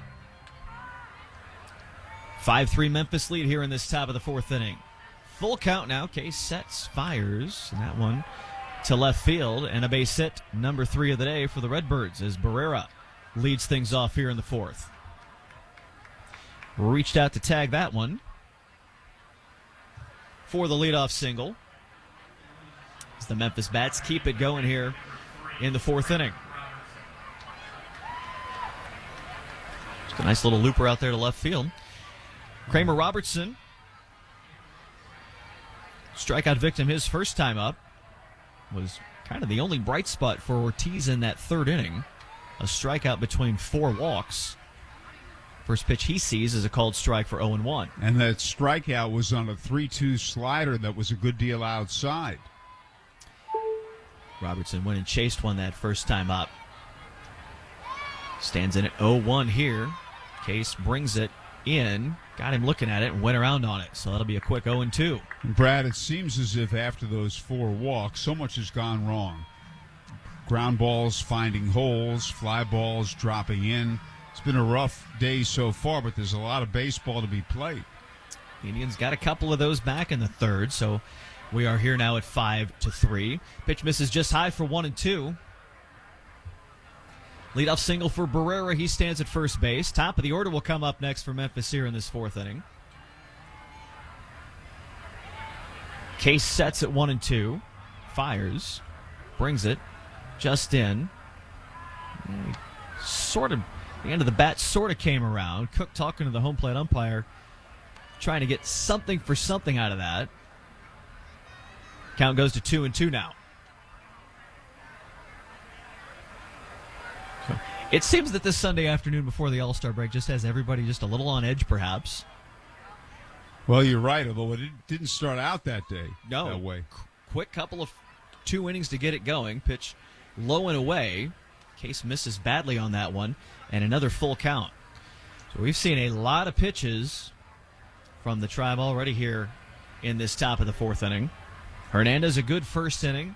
Ortiz a good second, but struggled in the third. Case, full count pitch with the runner going, misses for ball 4, and it's off to a couple of runners to start things off here in the fourth for Memphis. 5th walk issued by Indians pitching. Back to the top of the order, and Mason Wynn comes up for the third time. And more often than not, bases on balls will come back to haunt you. We saw that in the third for sure. Let's see if Brad Case can work his way out of things here in this fourth inning. First pitch to Wynn misses just up and away. There was a Hall of Famer, Frankie Frisch, the Fordham Flash, way before our time, not only as a player, a manager, and a broadcaster. There's a called strike for 1-1. But I was told when he broadcast New York Giant games and a pitcher would walk people, he would say, "Oh, those bases on balls." That's how they're feeling in the Indians' dugout here today. Sharp grounder. Williams at short to second for 1. Throw to first. The scoop by Shackelford and a big double play. Much needed for the Indians' defense there. The 6-4-3 adds up nicely here in the fourth inning. Just as routine as you want to see it. Williams with the flip.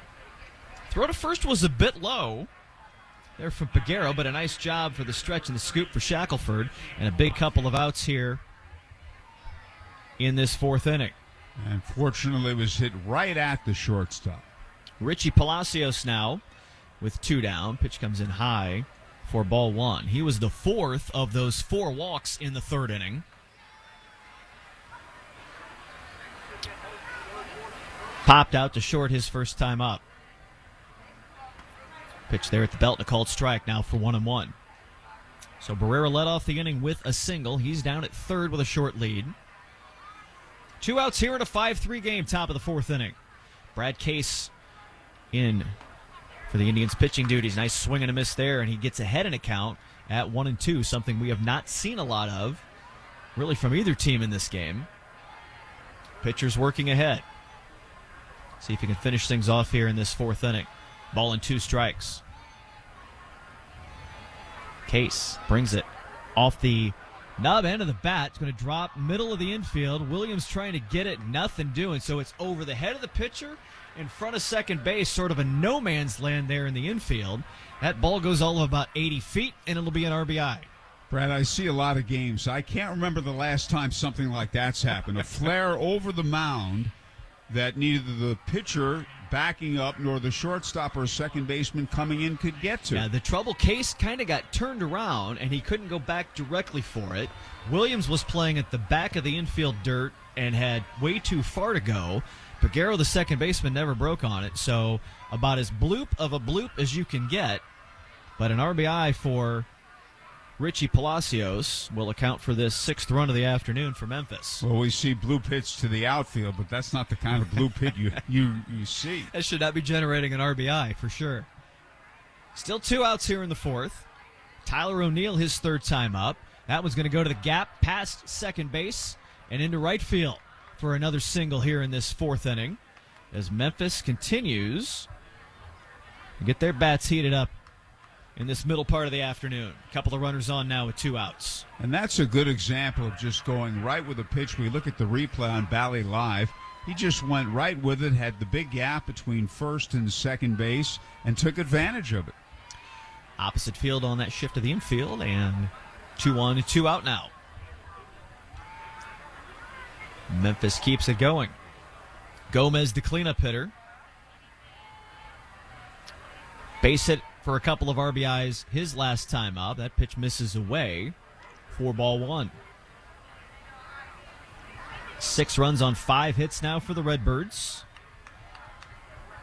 Indians with a couple of home runs to account for their 3 on the board this afternoon. 1-0 pitch. Got him swinging. That one was away again. Gomez went after it, and it's 1-1.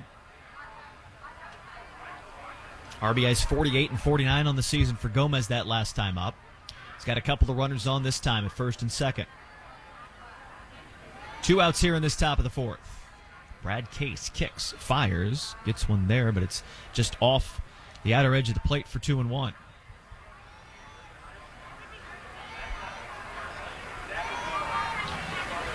Beautiful day here at Victory Field on this Sunday afternoon, though. 2-1, gets one called strike there at the knees for 2-2. 6-3 Memphis lead. Runners take their leads from first and second. Case kicks, fires, and that one's on its way to left center field. Quite the charge, looking up and looking to the lawn, and there it goes. The 20th home run of the season for Moises Gomez is going to make it a 9-3 Memphis advantage, and there was little doubt about that one. The biggest bat in the Redbirds lineup put a charge into it. That cleared 400-plus feet in a hurry on this Sunday afternoon. What breeze there was has gone, and very quickly it's now a 9-3 Memphis lead. It was just a towering drive, and he got all of it. And all Andujar could do was watch it go by, and it's one thing to be down 6-3, another 9-3, but you never quit. Ooh, pitch up and in on Mata right afterwards. There is no time clock in this game. There may be a pitch clock, but there is no time clock. You get those 27 outs. Yep. You never know when you can stage your big comeback. And, that one comes in up on the shoulder. So the first one kind of got away from Case. The second one comes in and catches Motter square on the left shoulder. And he's saying something to Grant Cook. Talking to Cook a little bit right there. I'm not sure if it's anything more than needed to be. Well, he's upset yeah. because the first pitch was in on him, as you said, Yep. and then he comes in on him again and hits him. So Case is going to get some talking to on the mound. Motter is going to get a look-see from his trainer, as that came in a hurry and caught him right up on the left tricep. Showed you that on the replay right there. He's still trying to shake that one off.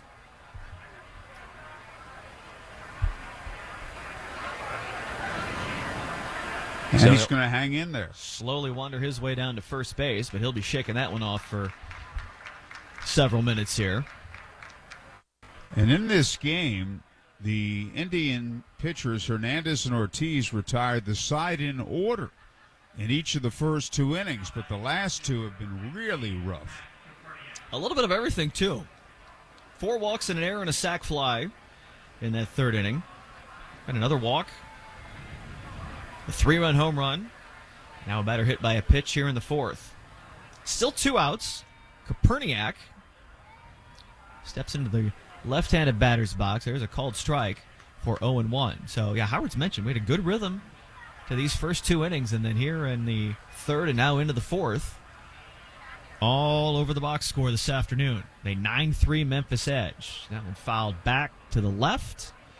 And a quick 0-2. Those have been few and far between. I think we've only had 2 or 3 0-2 counts all day I can remember. Yeah. Struggles for pitchers all around. Brad Case trying to finish things off here in this fourth inning. See what he brings at 0-2. Gets a pop-up. Much needed. To the back of the infield. Williams, the shortstop, thought about it. Gets called off by the third baseman Capra. He squeezes it. And that'll finish things off. 4 more on the board for the Redbirds. The visitors lead at 9-3 after 3.5. Introducing Flight by Yingling, the next generation of light beer. For those who don't follow trends, but craft them. Flight by Yingling is 12 ounces of uncompromised refreshment from America's oldest brewery. With only 2.6 grams of carbs and 95 calories, this is premium refreshment 6 generations in the making. Don't just raise a glass, raise the bar. Flight by Yingling. Now available wherever beer is sold. DG Yingling & Son Incorporated. Pottsville, Pennsylvania. Please enjoy responsibly. Hey, Indians fans, we're pitching more savings on more selection. Head down to Andy Moore Volkswagen in Avon today and check out our all-star lineup. Shop dozens of your favorite new Volkswagen vehicles, all priced for your lifestyle and budget. Or get Grand Slam savings on all pre-owned and certified pre-owned vehicles. There's never been a better time to save. Drive home a new Volkswagen today. Only at Andy Moore Volkswagen in Avon, where more means more. Shop our entire inventory online at andymorevw.com. The Indiana Sheriff's Association builds communities of trust and promotes public welfare through the cooperation of different sheriff's offices throughout Indiana. ISA has been proudly serving the citizens of Indiana since 1930. Among the programs ISA offers are 2 youth leadership camps, one in the north and one in the south. To learn more about the Indiana Sheriff's Association, go to indianasheriffs.org. Back to the Indianapolis Indians on Fox Sports 1260, Indy Sports Station. Bottom half of the fourth inning at Victory Field. Brad Brown back here in the booth with Howard Kellman this afternoon. 9-3. The advantage now for the Memphis Redbirds, as the Tribe come back with Aaron Shackelford, Grant Cook, and Vinny Capra here in this fourth inning.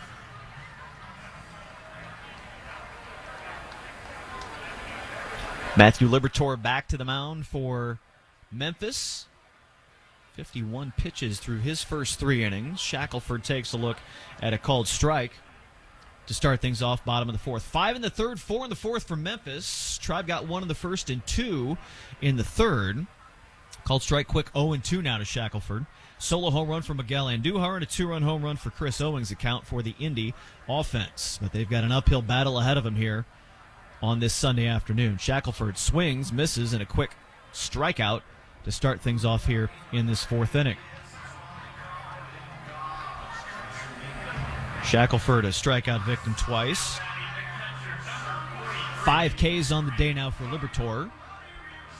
One down here in the fourth. As Grant Cook, the catcher, steps in. Getting the catching duties on this Sunday is Andy Rodriguez, playing in the MLB Futures game up in Seattle. A couple of walks for Indy in Saturday night's contest as the National League Future Stars won that game 5-0. Great showcase of some young talent from all over baseball.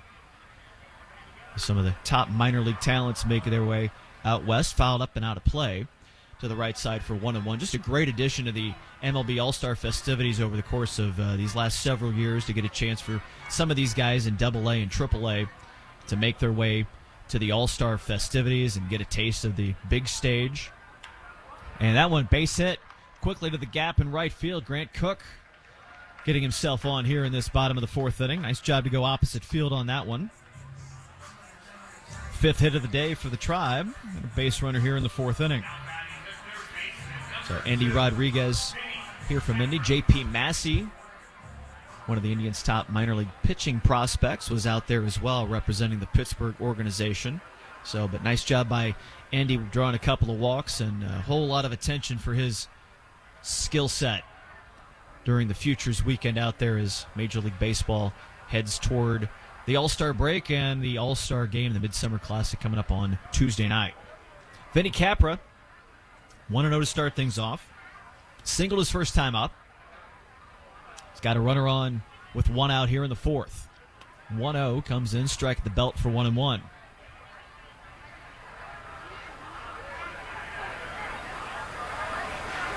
(9-3) the lead for Memphis here in this fourth inning. Liberatore is going to flip one over to first. A step back there from Grant Cook. Keep an eye on him there. So that one toss over, Cook will get a chance for a little more of a lead. Liberatore kicks and fires. Off-speed pitch called strike. Nice one there to go to 1-2. So again, we've seen very little of these pitchers all around being able to work ahead in the count this afternoon. Liberatore with a little more of a rhythm to his action here in the fourth inning, though. Kicks, fires, a little bloop.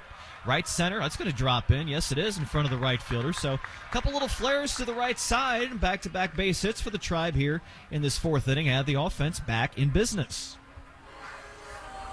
2-for-2 day for Vinny Capra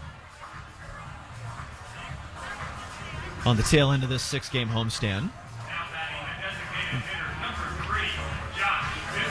A couple runners on for Josh Bissonette. Fielder's choice his first time up. He was on base when Owings hit his home run back in the third inning. First pitch misses low for ball one.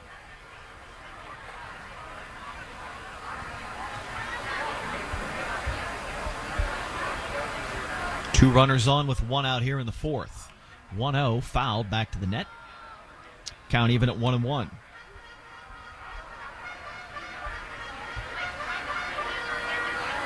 So, not the brisk pace of the afternoon we wanted, but you know what? Nice, lazy little Sunday afternoon to spend here at Victory Field. Ball and a strike now. Liberatore takes a look up to second base, kicks and fires. Curveball misses up and away. 2-1.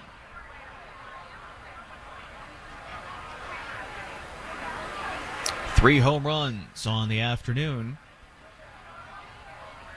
Going to the lawn out there in left field as the breeze picks up a little bit, blowing in from left. That pitch misses low and away. Called a ball. Calling for a challenge once again is the catcher Barrera. He's been successful on a couple of these, and he'll get another one. That comes in as a strike call from the automatic balls and strikes system. So that'll even the count at 2-2. Another nice call there, as Barrera's been able to come up with a couple of strikes on those this afternoon. That pitch gets crossed up, comes low and in, and now a full count to the number 9 hitter. So Bissonette's working the count here, forcing Liberatore to keep it going here. 3 balls, 2 strikes with 1 out. Cook at second, Capper at first with back-to-back singles. Indians trying to cut into a 6-run deficit here in the 4th inning. The 3-2 pitch got him on his swing and a miss. Little foul tip. Home plate umpire says Barrera hangs on, and a big strikeout here for the second out of the 4th inning. Now batting the center fielder, The top of the order for Owings. He got a hold of one his last time up. That was his 6th home run of the season. Bats here with 2 runners on and 2 outs in the 4th. A 9-3 Memphis lead. Liberatore, that one up, and it's off the glove of Barrera to the backstop. So that'll advance the runners up each to second and third now.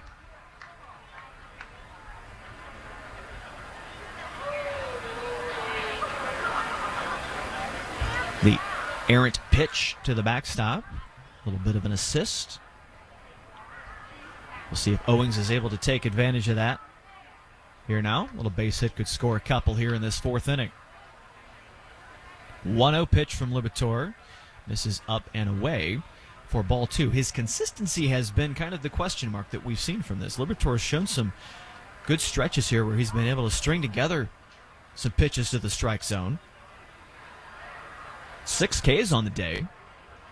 But now struggling again. That's one's right where he wanted it. Called strike for 2-1. 3 runs and 6 hits to go with those 6 strikeouts. Set a walk as well. Box score all over the place. Both teams today. 2-1 gets Owings swinging. And now the count goes to 2-2.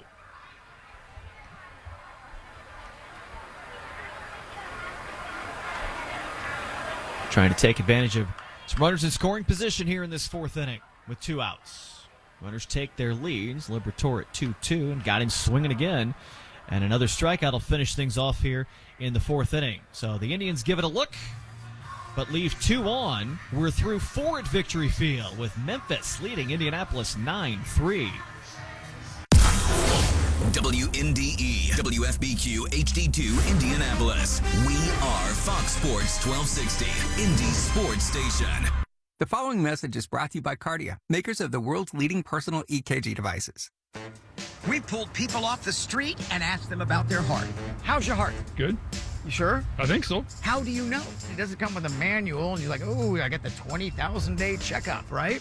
With Kardia Mobile, you can take a medical-grade EKG in just 30 seconds from anywhere. Kardia Mobile is a small device about the size of a stick of gum. Simply put your fingers on the electrodes, and your EKG is recorded right onto your phone. Kardia Mobile is proven to detect atrial fibrillation, one of the leading causes of stroke. How much do you think this costs? Probably in the hundreds. $79. Oh, wow. That could be cheaper than a tank of gas. Checking your heart anytime, anywhere has never been easier. Don't wait. Get Kardia Mobile today for yourself or for a loved one. It's just $79 at Kardia.com. That's Kardia.com. And when you order now, you'll get 10% off Kardia Mobile. Just enter 10 off Kardia at checkout. Also available on Amazon. Ray Magliozzi here for eBay Motors. Okay, easy now. You're teaching a kid how to parallel park. Ouch! Turns out he likes to do it by feel. Don't worry, eBay Motors has bumpers, taillights, trunk lids, license plate holders, 122 million parts. Pull up just a little bit. And headlights. They've got lots of headlights. Get the right parts at the right prices. eBay Motors. Let's ride. The Indianapolis Indians are always right here on Fox Sports 1260, Indy Sports Station. Back for the 5th inning here at Victory Field, and back to Howard Kelman. Okay, thank you so much, Proud. You really breezed through those couple innings very quickly. I'm going to go take a break. And there's nothing like a 1, 2, 3, 4, 5, 6, 7, 8 inning. Hey, I got 11 runs out of my 2 innings there, so I set the bar high for you right now. You have to match. I've only gotten 1. All right, Matt Koperniak will lead it off. Now, discussion going on. I'm not sure what about. with the plate umpire, Reed Basner. And talking with manager, I think is that 34, manager Ben Johnson, who's also coaching third. It is. Not really sure what that might have been. Everything looks to be pretty well in order. Case is back to the mound for the Tribe, so I'm not sure exactly what that could have been, but he sure couldn't have been complaining about the score, that's for sure. We'll get right back to it. Uneo Karakudo leads off, and he takes a little outside, ball one. He has walked and struck out swinging, and both of those plate appearances came in that third inning. He lines it to right center. That's a base hit. Could be extra bases. Backhanded by Valade, who holds him to a single. Nice job by the right fielder, Ryan. And that'll bring up Trace Barrera. Memphis batted around, sent 10 men to the plate actually in the third inning, and sent 8 more to the plate in the fourth. Barrera's walked and scored and singled to left and scored. Memphis is leading 9-3. Great to have Sean Shepard in the broadcast booth with us, aspiring broadcaster. Goes to the University of Southern Indiana. And the pitch misses inside, ball one, 1 ball, no strikes. And that was hit number 7 for the Memphis Redbirds. And the 1-0 delivery. Swung on, pulled on the ground to third, backhanded by Capra. Throw to second, out. On to first, double play. Nicely done. Capra, Peguero, and Shackelford around the horn.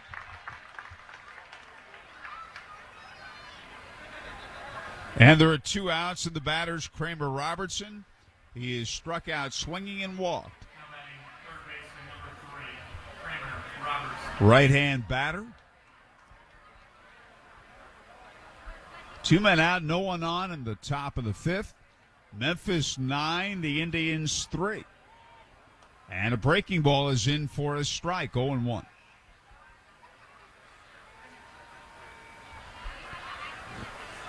Next Indians home game, Tuesday, July 25th, 7:05 against Louisville.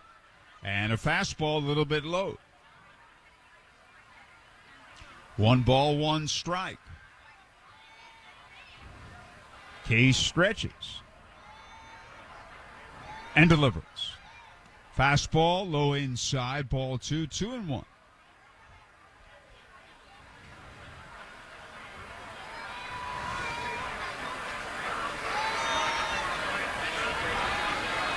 And again, the right-hander's stretch and his pitch.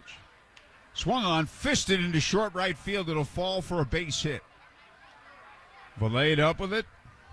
It's a 2-out opposite field single to right. And the batter is Mason Wynn, who's 0 for 2 with a walk and a run scored.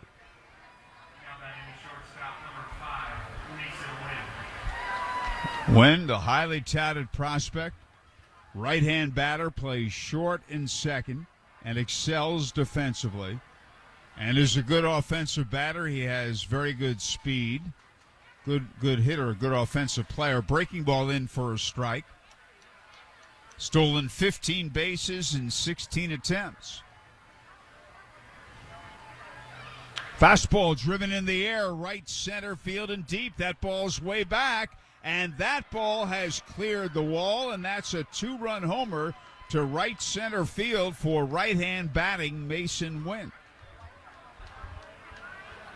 He has deceiving power for somebody he's not an overly big kid, just at a glance. He is athletic, clearly, but just muscled that one out there to the front row of the lawn in right center field.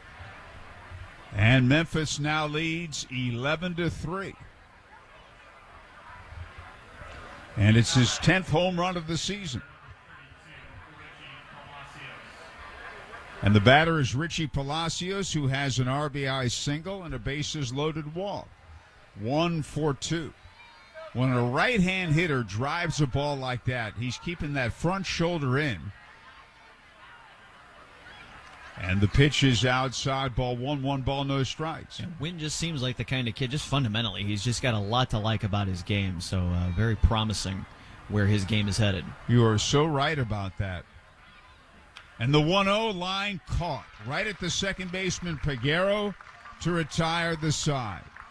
At the end of 4 1/2, Memphis 11, the Indians 3. Baseball fans, introducing Bally Live, the only app where minor league baseball fans can score major rewards.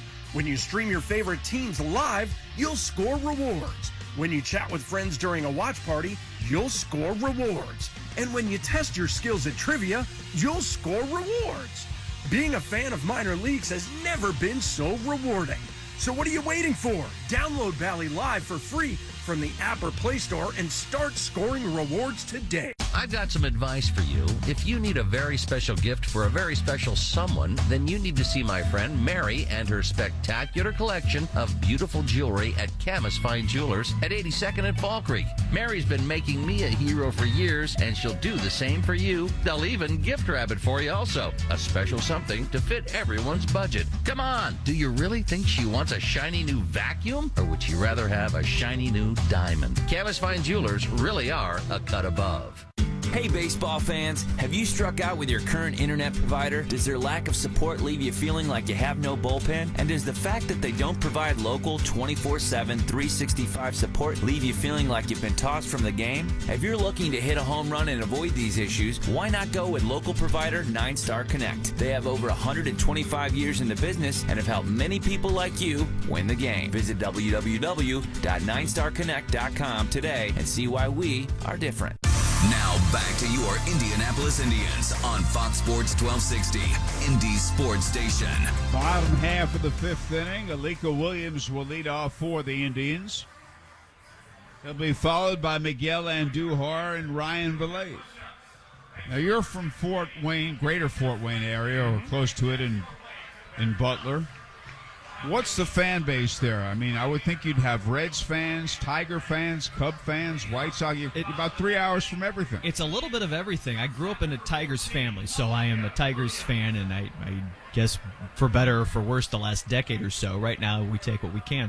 It is really, in fact, though, a little bit of everybody. Alika Williams pops it high in the air, left side, foul ball. Robertson, the third baseman, shades his eyes, and look what I found. Makes the catch with plenty of white showing that was a snow cone. Robertson lost one in the sun earlier that dropped foul. I'm not sure he ever saw that one. I think he took a guess on it, and you're exactly right. Yeah, look at me. All right, every bit of a snow cone. Great couple of angles from the Bally Live crew down there here at Victory Field, but nice effort to keep with it. Miguel Andujar, the batter, he's homered and fly deep to left.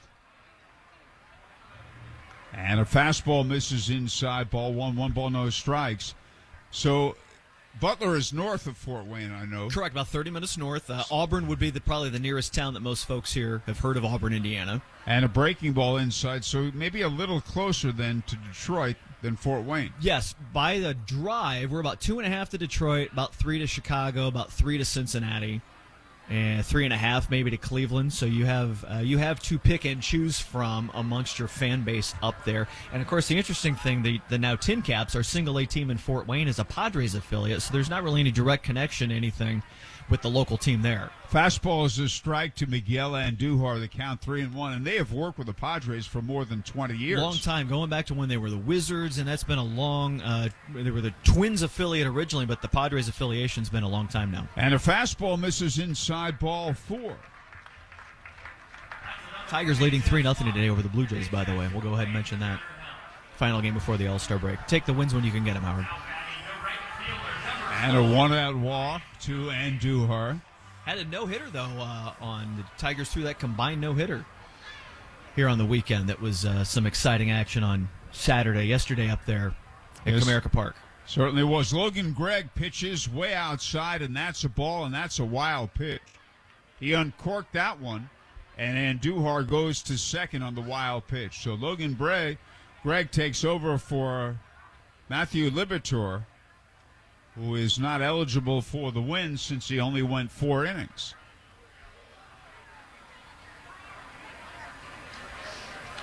Greg, a right-hander. And the pitch is outside and in the dirt, ball 2. Memphis is leading 11-3 in the bottom of the 5th.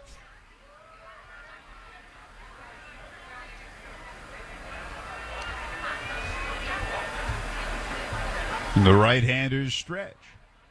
And his pitch. Fastball a little bit low. That's a ball.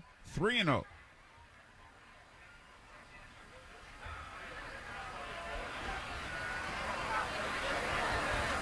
Greg to the belt and to the plate. Fastball a little bit high, ball 4. And now Logan Gregg has walked back-to-back hitters with an 8-run lead. MHS walk for health. The batter, Leovar Peguero, who struck out twice. And time is called. The Memphis pitching coach goes out to the mound. Darwin Marrero. I mean, you have an 8-run lead. The last thing you want to do is walk anybody. I think that's what he's kind of trying to tell the young man Greg right here. Like, listen, just settle in. Make your pitches right here. Let's get through this inning.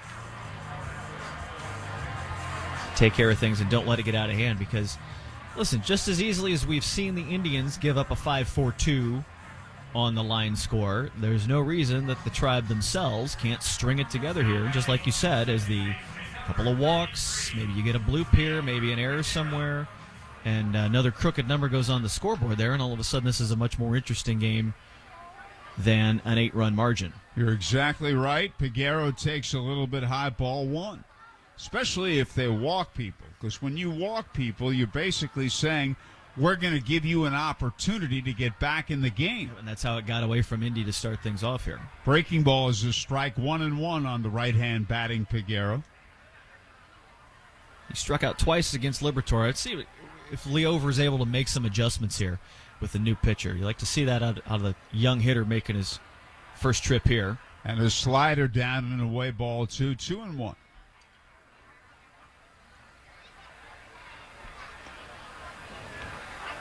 Greg stretches. Runners lead. Fastball, strike called, knee high inside corner.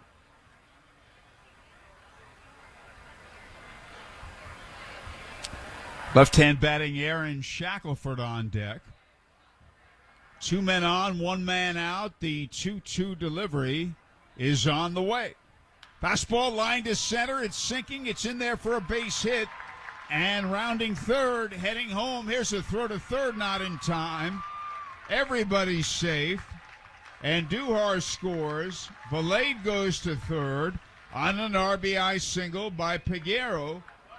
And that's a big hit. Now you may be saying, "No, wait a minute. It's still 11-4, but it gives you an opportunity to climb back in the game." Listen, it's only the 5th inning. We've talked about this. 2 and 2 and 2 and 2 add up the same as a 10-run inning does. For Peguero, it's nice to see him after a couple of he struggled his first 2 at-bats against Liberatore to come in there and put together a nice swing to a nice spot, bring a run home. Here's Aaron Shackelford. He's fanned twice.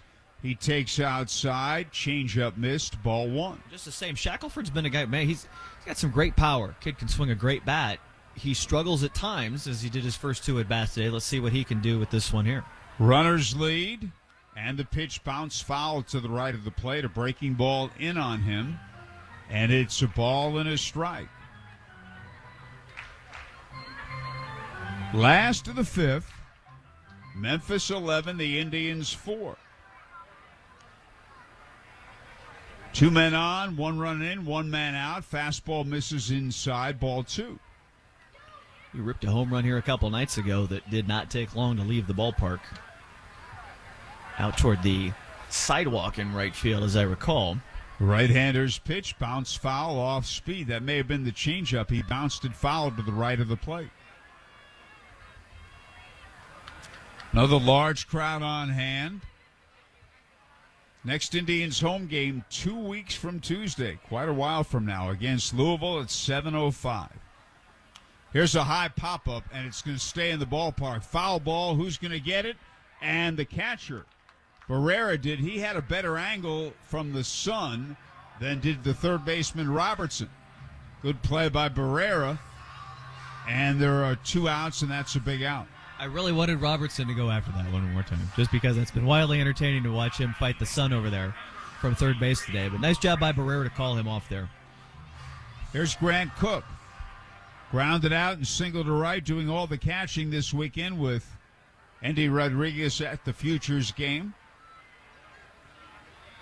And a fastball line, backhanded beautifully on a hop by Robertson at third. He fires to first, and he got him. And that was a terrific play. A smash on one hop, and Robertson diving to his right, backhanded a difficult half hop cleanly, scrambled to his feet, fired to Motter to get him, and choke off the rally. At the end of 5, Memphis 11, the Indians 4. Dear Exit Strategy, let's pick the perfect Toyota for our great escape. Try the sporty Camry, the elegant Venza, the adventurous RAV4, the spacious Highlander, or the dynamic CHR. No matter which vehicle you choose, there's an exit from the ordinary to match.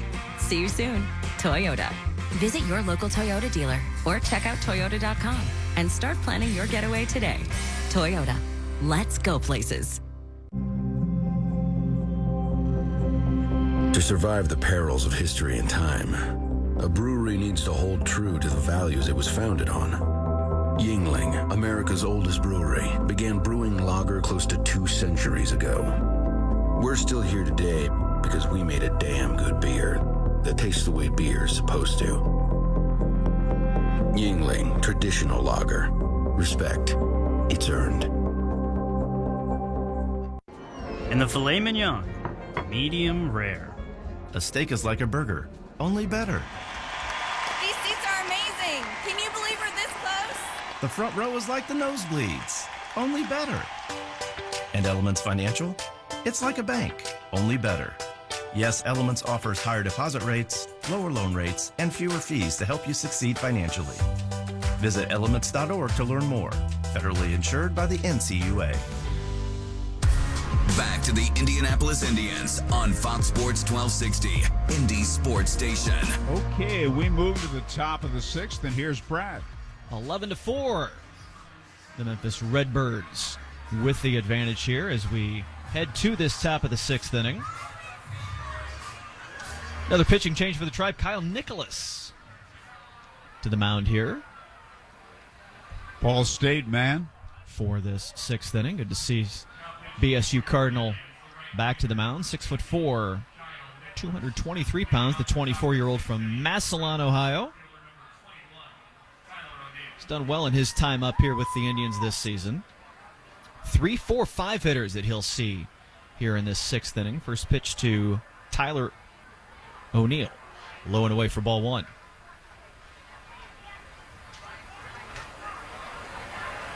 The 5th pitcher of the afternoon for Indy. There's a called strike for 1-1. We suspected we would see, if you had to guess, 4 guys. We thought we'd see Cam Allred at some point today. And Allred has probably, at some point, cycled his way to having the day off, just given how things kind of got a little off-kilter early on with that 5-run third and 4-run fourth for the Redbirds. Nicholas kicks, fires, fouled off over toward the Indy dugout, and the count goes to 2-2. Well, this is an opportunity for Kyle Nicholas to right himself. He has really struggled since joining the club. His other appearances were as a starter. Pop foul up and out the ballpark to the right side.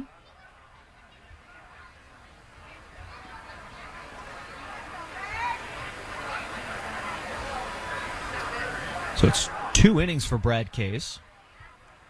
And he'll account for 6 runs on his line score. A little foul tip in the box. Count stays at 2-2. 4th time up for O'Neill today. Flew out to left field his first time up. Reached on an error in the 3rd part of that big inning. Singled his last time up, and he scored twice as well. 2-2 again. One hops it in front of the plate. Cook keeps it there, but the count goes full at 3-2. 11 runs, 9 base hits for the visitors this afternoon. 4 runs on 7 hits for the Indians thus far, and the only error of the game. 3 balls and 2 strikes here to start the 6th, and there's a nice curveball called. Strike 3. Great pitch from Nicholas to record that K. O'Neill knew he had got on that one. McKay sits him down to start off this 6th inning. Just the 3rd strikeout recorded by Indians pitching. 4 total on the day now. 1 down for Moises Gomez. He hit a moonshot to the lawn his last time up. It reaches out and goes opposite field for a lazy little single here in the 6th inning and his 3rd base hit of the game. So the top power hitter in this Memphis lineup, swinging a good bat this afternoon. Gone opposite field a couple times now. 3 for 4 on the game. And he's on with 1 out now as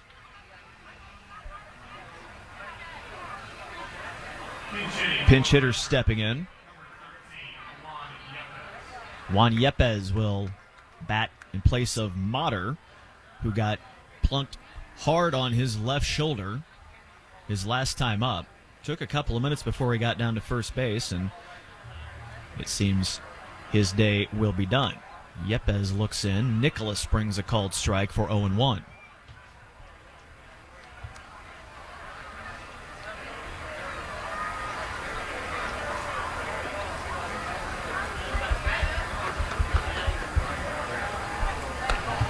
And same pitch, same result. 0-2 quickly.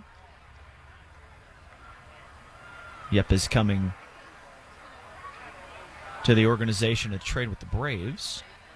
25-year-old from Venezuela in that right-handed batter's box. Quickly looking at 0-2, though. Runner on first with 1 out here in the 6th. Nicholas steps off. Cook is checking his pitch comm there. Everything seems to be back in order.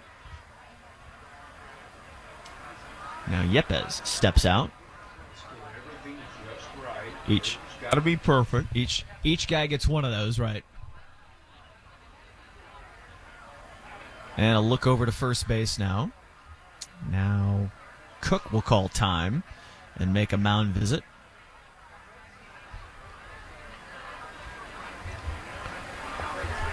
So even though 11-4 here in the 6th inning, everybody being mindful of the fact that they can try to work their way back into this. And we're still dealing with the pitch comm issue, perhaps. Game is some 2 hours old now. So we're going on 2.5. You've had a lot of nights where you're mostly done by now. With the pitch clock, the average time of the game is about 2:35 or 2:40. Yeah. Seen a lot of 2:15s, 2:20s too when they get it dialed in just right. That one outside. Nice job by Cook to scoop it and keep it in front of him. Ball and 2 strikes now. 1 out here in this 6th inning. Again, we kind of said it early on. It was a nice Sunday to spend at the ballpark. We didn't think we'd see 15 runs scored today. And there's a solid chance the offenses are not done yet. 1-2, Nicholas gets in on strike 3. Second K of the inning for Nicholas, and 2 down in the 6th.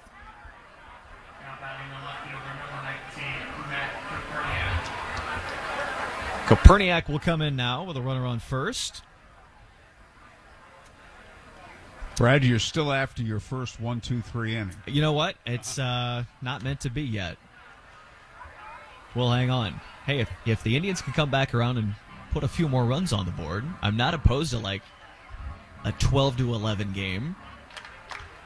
That's the beauty of baseball. You have a 12-11 game, but the next day it might be 2-1. And exactly, we could come back here for a 1-0 hour and 58-minute sprint. Sharp grounder to first. Shackelford fields it cleanly, steps on the bag, and that'll put an end to this top half of the 6th inning. A single base hit for the Redbirds. That runner left on. It stays 11-4 through 5.5 here at Victory Field. At My Great Clip Salon, I get to use my skills as a stylist to make customers look and feel great. When you sit down in my chair, it's important to me to listen to what you want. And when your haircut's done, I'll save your details and clip notes so you can get the look you love at any Great Clips salon, anywhere you are. Seeing customers light up at the end of their cut. That's what I love about my job. I'm Katie, and I'm a Great Clips salon stylist. Join a salon team. Visit jobs.greatclips.com. When you foster a child, you foster the good you wish to see in the world. You can instill qualities a child will carry with them for life. Things like kindness, creativity, and confidence. At the Villages of Indiana, we believe there's no greater investment. That's why we're with our foster parents every step of the way, providing resources, ongoing training, and 24/7 support. Let's make the world a better place together. To learn more about foster care with the Villages, visit villageskids.org. That's villageskids.org. It is something we learn when we are young, and it becomes a part of our character as we grow. It allows us to dream and gives us assurance. Minute Play, your weekly provided Williams Comfort Air. The most important one is trust. And your weekly mixtape button. Your weekly mixtape. Whatever it takes to earn it. Call today to enjoy exceptional savings on a high-efficiency Carrier heating system. Turn to the experts you trust at Williams Comfort Air. The Indianapolis Indians are always right here on Fox Sports 1260, Indy Sports Station. Bottom half of this Explore image. Victory Field, Memphis 11, Indy 4. Brad Brown back here with you. Glad for the invite with the Indians here this afternoon. Enjoying a Sunday at the ballpark from up top. Nice crowd hanging on here to see if the Indians can piece something together on this back half of the afternoon. Vinny Capra will lead things off here in this bottom of the sixth inning. Logan Gregg back to the mound for Memphis. And a challenge on that second pitch. Ball was the call from the home plate umpire. And the catcher Barrera has been pretty good about these things. He gets another one. That's 3 in a row that he's gotten overturned from ball to strike. So it's an extra skill you're getting out of these catchers now with this automated system. That's impressive to be able to turn one in proper direction like that.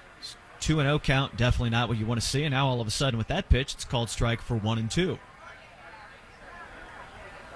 So again, each team gets challenges. Basically, you get 3 misses is what that amounts to. As long as you challenge and it's good, you hang on to that. Capra swings and misses. Not good for him, but a strikeout for Gregg to start things off here in this bottom of the sixth. Capra, after a couple of singles, is set down. 8 strikeouts against the Indians today. After the offense did a very nice job the last couple of nights of not putting too many Ks on the board. Finding themselves on the other side of that this afternoon. Bissonnette, the DH, is batting in the number 9 spot. Low and away on the first pitch for ball 1. Fielder's choice his first time up, and he was a strikeout victim back in the 4th inning. That one sharply down the third baseline, but just foul. Picked off down there in the left field bullpen as the Indians have J.C. Flowers warming up down there ahead of the 7th inning. Looks like another pitching change will be imminent. Pitch there called strike on that outside corner. And now it's 1-2 to Bissonnette. Top of the order will follow. Indians finishing off the third time through the order here this afternoon. Ball and 2 strikes now. Gregg kicks and fires. And that one skied down toward the Indy bullpen. It's headed toward the net, and it will be in play, but unplayable, as the left fielder gives chase over there. Koperniak got into some traffic with the bullpen. Robertson, the third baseman, made the long run out there as well. I was about to say that, Brad. I don't know if I've ever seen a third baseman run that far in foul territory. Cleared down to the bullpen home plate. I think Robertson, the Memphis third baseman, has covered more ground than anybody today, chasing down foul balls. A couple of nice diving plays he's made over there, though, man. He had one there to finish off that 5th inning. Ball and 2 strikes with 1 out. That one, going to look at it, called third strike. Yeah, it was. Now we're going to get a challenge from Bissonnette. He's going to try and earn himself a second chance on this at bat. He says no. The ABS says yes, just catches the edge. of that strike zone, so that indeed will set him down. Not by much, but it does indeed. As the technology's calling the plays here today and got that one there. Second strikeout of the inning. 2 up and 2 down quickly. Howard's been ribbing me about a 1-2-3 inning. Not the way you want to see it, but we'll see what Owings can do here at the top of the order. His 4th time up. First pitch, that one's floating in. Another nice pitch. Greg's got himself dialed in here in the 6th inning. Good rhythm to it. 0-1 now. Owings a couple of strikeouts, a 2-run home run in between. That's the biggest chunk of the Indy offense here this afternoon. And that one's skied to the seats. Got under it. Way up but way out. That one's going to reach the upper deck down there in the left field corner for a quick 0-2. 11-4 the lead for Memphis here. Bottom of the 6th inning. Logan Gregg kicks and fires, and that one fouled the other way and out of the ballpark to the right side. Miguel Andujar with a solo home run started things off for Indy, but Memphis's offense has done it from there. 0-2 again. Looking, got him, punch out, strike 3, and very quickly. Why not? He can challenge. I'm amused a little bit by this. Owings is going to take a chance at it. No way. Oh, he did get one. All right. I'll look from there. So ABS says that is, in fact, a ball. Tell you what, from the angle here, I thought he had himself headed back to the dugout. Now the visit from the Memphis manager, Ben Johnson, is going to have a word with the home plate umpire. Here's a look at the replay. For our Bally Life TV audience, I mean, right there, framed up nicely by Barrera, too. So there's the call. Pretty good. Now Johnson's trying to figure out with the home plate umpire how the ABS can say strike. And when we saw the challenge replay, the computer had that thing really not even close to the edge of the strike zone. So interesting how these things pan out sometimes. So 1-2. Owings will, in fact, get a second chance with this at bat. Let's see what he can do with it. Gregg brings it again. He pops it up, back our way, out to the right. A good little battle here between these two here in the bottom of the 6th inning. So again, we've talked about the Memphis catcher Barrera with successful challenges. And a good eye by the batter Owings here to get a chance. And nonetheless, the result ends up being a strike 3. 3 Ks in a row, finishes off a quick bottom of the 6th. It stays 11-4 as we head to the 7th here at Victory Field. The Hoosier Lottery is proud to champion dreams and help build a stronger, safer, smarter Indiana. Since 1989, we've given back more than $7 billion to good causes across the state. Each year, we contribute $30 million to local police and firefighters' pensions, as well as $30 million to the Teachers' Retirement Fund. We are proud to champion our Hoosier heroes who have dedicated their lives to lending a hand. Learn more at HoosierLottery.com. The Hoosier Lottery. Imagine that. Must be 18 or older to play. Please play responsibly. Sometimes we lose, sometimes we win. Sometimes we try to fit it all in. Sometimes we don't know what's in store. Sometimes we find what we're looking for. Sometimes we're rolling easy and free. Sometimes 1 and 1 makes 3. So much to love along this ride. That's why Nationwide is on your side. Nationwide Mutual Insurance Company and Affiliates, Columbus, Ohio. Hey, Indians fans, looking for more home run savings on more selection? Head over to Andy Moore Nissan in Avon. Shop hundreds of your favorite new Nissans, including our Major League lineup of commercial vehicles and Rocky Ridge trucks. Our all-star financing team will help you get approved and on the road in no time. And when you need to service your vehicle, check out our state-of-the-art Premier Express Service Center. Get your Grand Slam deal today at Andy Moore Nissan in Avon, where more means more. Online at AndyMooreAvonNissan.com. Now back to your Indianapolis Indians on Fox Sports 1260, Indy Sports Station. We'll go to the 7th inning here. The 5th pitcher of the afternoon for the Indians will be right-hander J.C. Flowers, making his 19th appearance of the season. Coming in relief this time in an 11-4 game. And again, this final game before the All-Star break, we've touched on it periodically as the afternoon went on. Just a chance to get a little bit of action for some of these guys before the break comes in. They can reset the rotation ahead of heading on the road for the next 9 games, starting on Friday. That'll finish off a solid inning for Kyle Nicholas. He recorded a couple of strikeouts. Flowers has struggled a bit here and there this season, but a chance to getting an inning or two of work under his belt here in an 11-4 game. Certainly not a pressure situation at all. He'll face the bottom third of the order here. Got a called strike to Kirikido to start it off, and then one hops one to the dirt. For 1-1, Kirikido batted twice in that 5-run third inning. He was the first and 10th hitter. Walked and struck out. Both there. Singled his last time up. So now it goes to 1-2. Flowers coming out and working quickly here in this 7th inning. Fouled back to the left. Stay at a ball and 2 strikes. 10 hits on the afternoon for the Memphis Redbirds. Of course, the walks and an error were the big chunk of what churned the motor there in that 3rd inning. The pitch misses inside to go in 2-2. And the big 3-run home run from Moises Gomez in the 4th inning. Followed by a 2-run home run by Mason Wynn in the 5th, has added to that lead. Pitch misses outside as the count goes full to 3-2. Barrera and Robertson scheduled to follow here in this top of the 7th inning. 3-2 pitch now from Flowers for ball foul back. Keep it going at 3-2. 5 in 3rd, 4 in the 4th, and 2 in the 5th. The runs on the board for the Redbirds here this afternoon. 3-2 again, looped down toward the Indians' bullpen. That'll hit the seats down there toward the Yuengling Landing.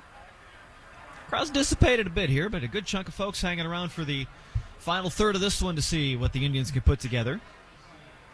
3 balls, 2 strikes again. Flowers, that one lined center field, straight up and a base hit. Second hit of the game for Kirikido. And a leadoff runner here in this 7th inning.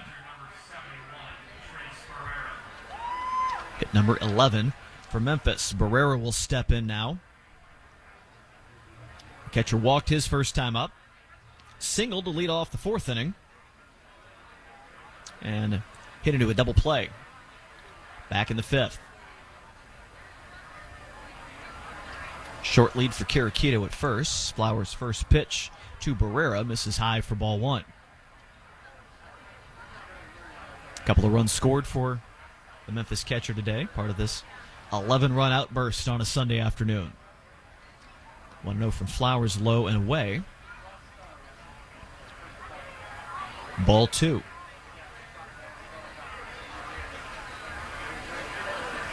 All of baseball gets set for the All-Star break pause these next 3 days. That one going down the left field line toward the Indians' bullpen, back and around and turning just right to make the catch is Vinny Capra. Nice effort to make the run down there, a little over the shoulder for the grab. And the first out here in the 7th inning.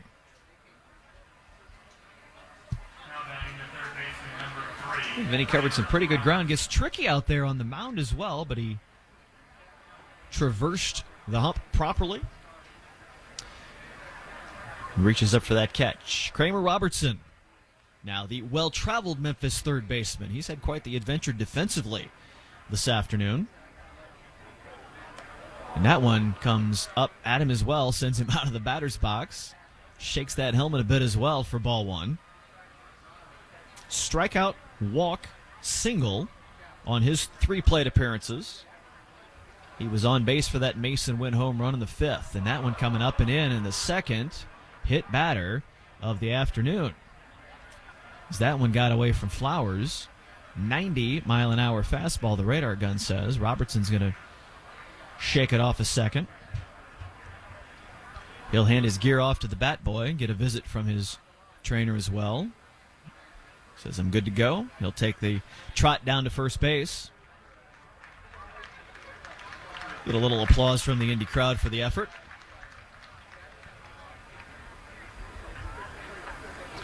That one came up in a hurry on him. Second runner on here in the 7th, and we go to the top of the order.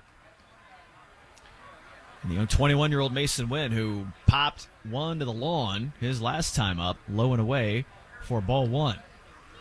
Strikeout and a walk, and hit into a double play in his 3 plate appearances ahead of that one. 5th time up today in the 7th inning. Swing and a miss. That was going to be ball 2, but now it goes to 1-1. 265 average on the season. That was his 10th home run of the campaign. His RBI total goes now to 37. Promising young player in the Cardinals organization.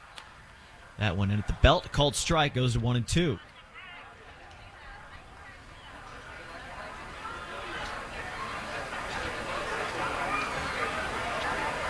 Two on and one out here in the 7th inning. Flowers kicks and fires and got him. Swinging, that'll set him down. Flowers records his first strikeout. And the second out here in the 7th. Overpowered it with the fastball that time. So it'll be Richie Palacios here with 2 down. JC was the opener a couple of days ago. Pitched the first inning. Coming out here with some pretty good pop in the 7th inning. Trying to finish things off here. Leave a couple of runners on base. Big leads for both. That one looped down the left field line. That'll reach the seats for an 0-1. For Palacios, popped out his first time up, followed by a walk.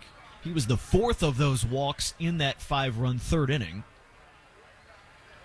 Singled in the 4th and lined out to second base his last time up. Pitch up and away, goes to 1-1. Kirikito at second, Robertson the runner at first. 11-4 here in the 7th inning. J.C. Flowers kicks and fires. That one misses high for 2-1.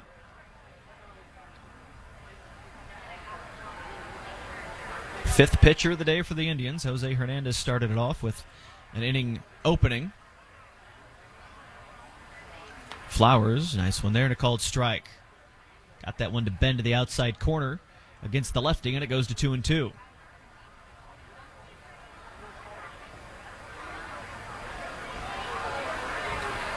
O'Neill would be next. Flowers trying to finish things off, though. 2-2 pitch there, taking a look, a little low, and the count goes full to 3-2.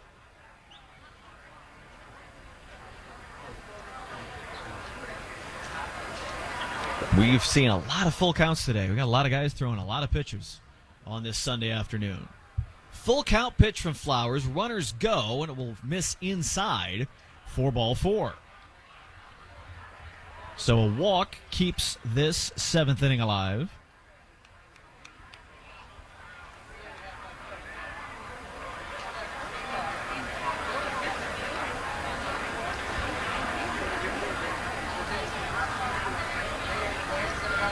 As the base on balls add up. 6 issued by Indy pitching today. First pitch to Tyler O'Neill misses up and in.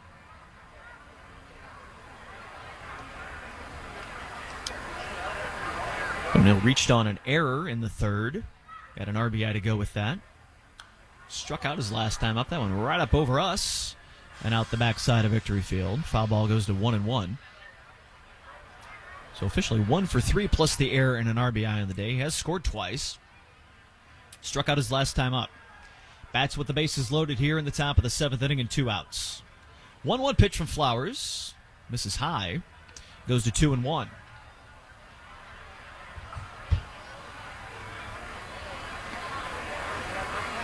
So 3 of the 7 innings today now, Memphis has found themselves with the bases loaded. 3-1 now. Danger of adding to this 11-4 deficit in this 7th inning. 3 balls and a strike. Runners take their leads. J.C. Flowers kicks and fires. That one looking for a corner. doesn't get it. Ball 4, and the parade continues for the Redbirds offense as run number 12 comes around to score. Second RBI of the day for Tyler O'Neill.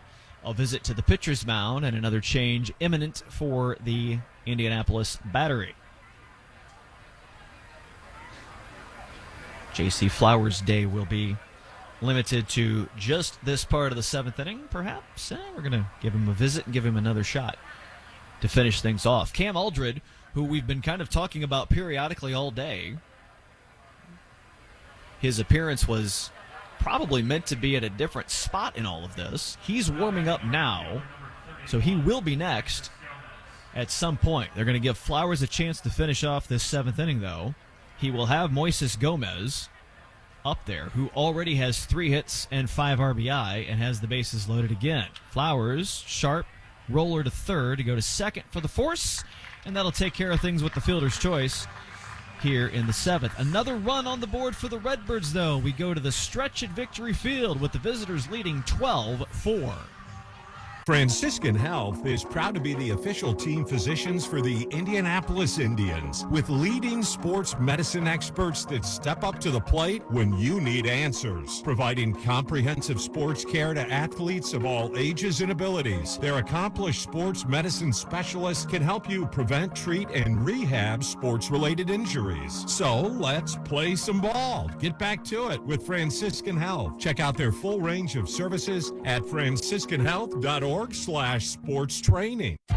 Citizens Energy Group, Indy's local natural gas, water, wastewater, and thermal energy services provider, is hiring. At Citizens, we foster an inclusive and collaborative environment where employees work together to serve customers with unparalleled excellence and integrity. We offer competitive benefits that focus on the health and well-being of our employees and their families. With a variety of full and part-time positions available across a wide range of disciplines, chances are there's something for you. Work with cross-functional teams and explore career development opportunities to further enhance your skills. Our work goes beyond providing safe and reliable utilities. Citizens employees are the kind of people who are dedicated to making a difference in our community. If you're looking for a career in a trusted field, with an employer who values quality work and their employees, then Citizens Energy Group is where you want to be. View open positions and apply today at citizensenergygroup.com/careers.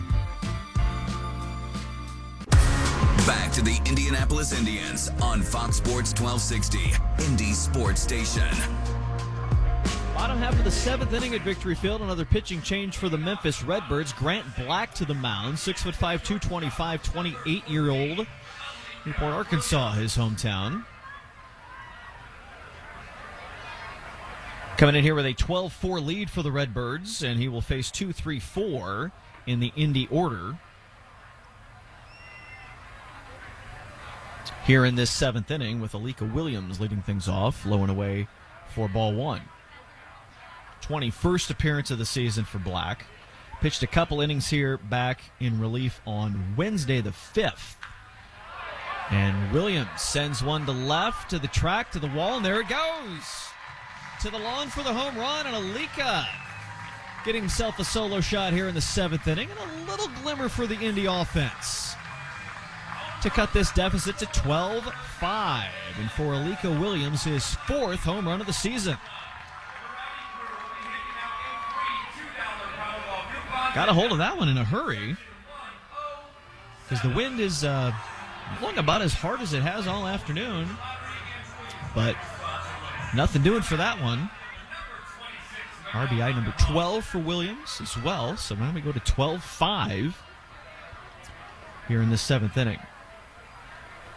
So again, Black pitched 2 innings here on Wednesday. 1 walk, 4 strikeouts. Was solid otherwise, but nice spark for the Indy offense here in this 7th inning. Still 12-5. They got some work to do. We'll see what Andujar can do to follow it up. 1-1, low and away after that for ball 2. He homered his first time up today. That got things started in the 1st inning. His 10th of the season. Flew out to left in the 3rd. Walked his last time up. 2 balls and a strike. Black gets it at the belts. Long squeeze from the catcher Barrera. Nothing doing, and it goes to 3-1.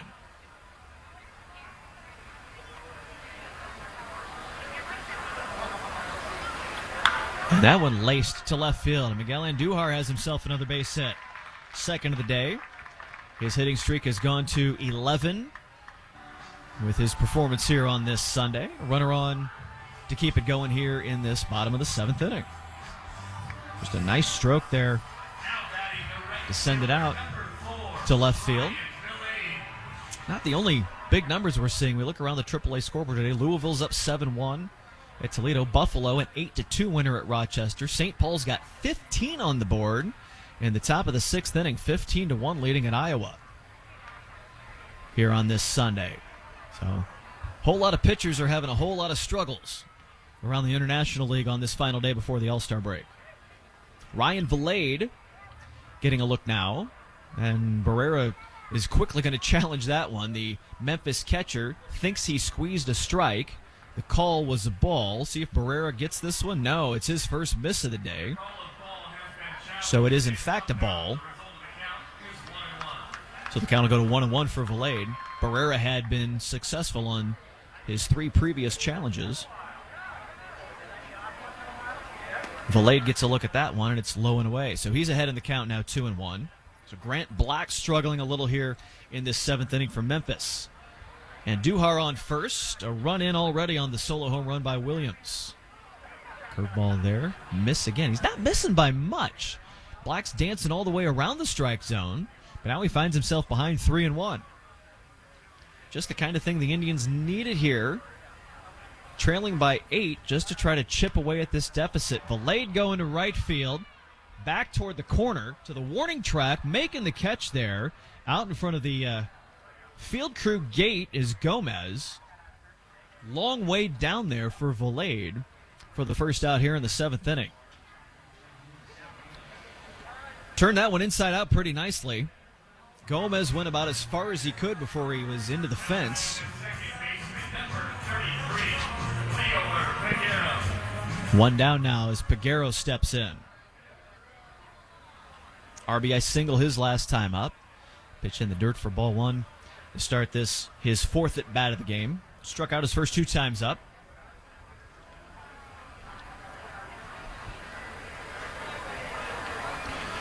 Orioles leading the Twins 12-1 in the 6th. So heavy on the offense on this baseball Sunday. Pitch comes in high. 2-0. Now to Peguero. Pirates have the 4 o'clock start out in Arizona on this Sunday afternoon. Their final game before the break. Curveball comes in, a called strike. Goes to 2-1 now to Peguero. Cubs leading the Yankees 5-4. Jacksonville an 8-2 leader at Charlotte. Bottom line, if you're betting baseball on this Sunday, we hope you bet the over. All around. Way past it in all of the games, it seems. Pitch high to Peguero goes to 3-1.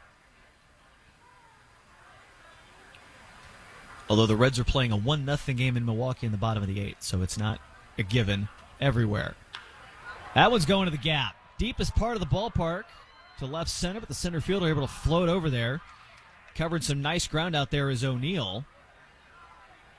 Peguero got every bit of about 405 feet out of that, but it's 418 out there to that corner of left center field, and it will be only the 2nd out of this 7th inning. Aaron Shackelford now with 2 down. Still Andujar down there on first base.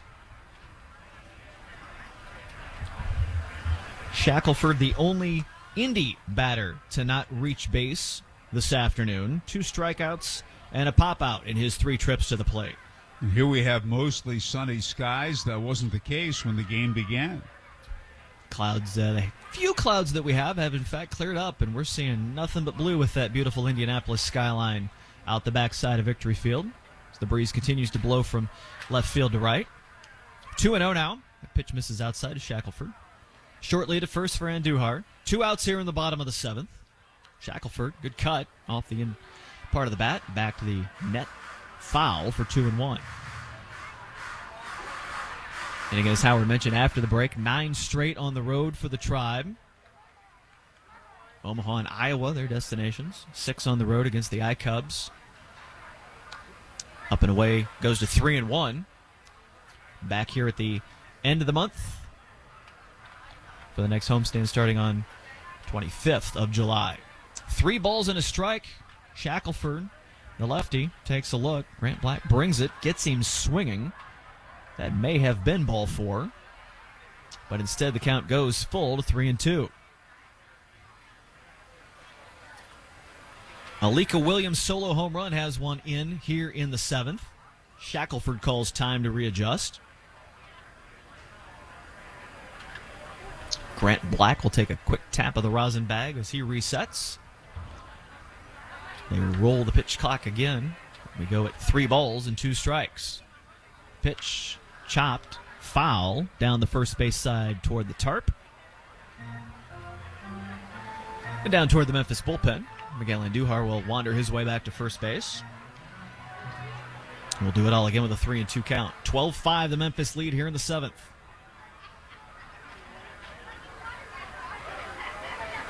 Quick look over to first base. Shackelford digs in.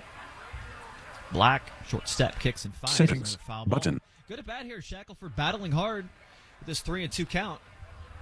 Give those Cubs credit. They were trailing the Yankees 4-1 going to the 7th. They got 3 in the 7th to tie it, have scored 2 in the 8th, and are still batting and are ahead 6-4.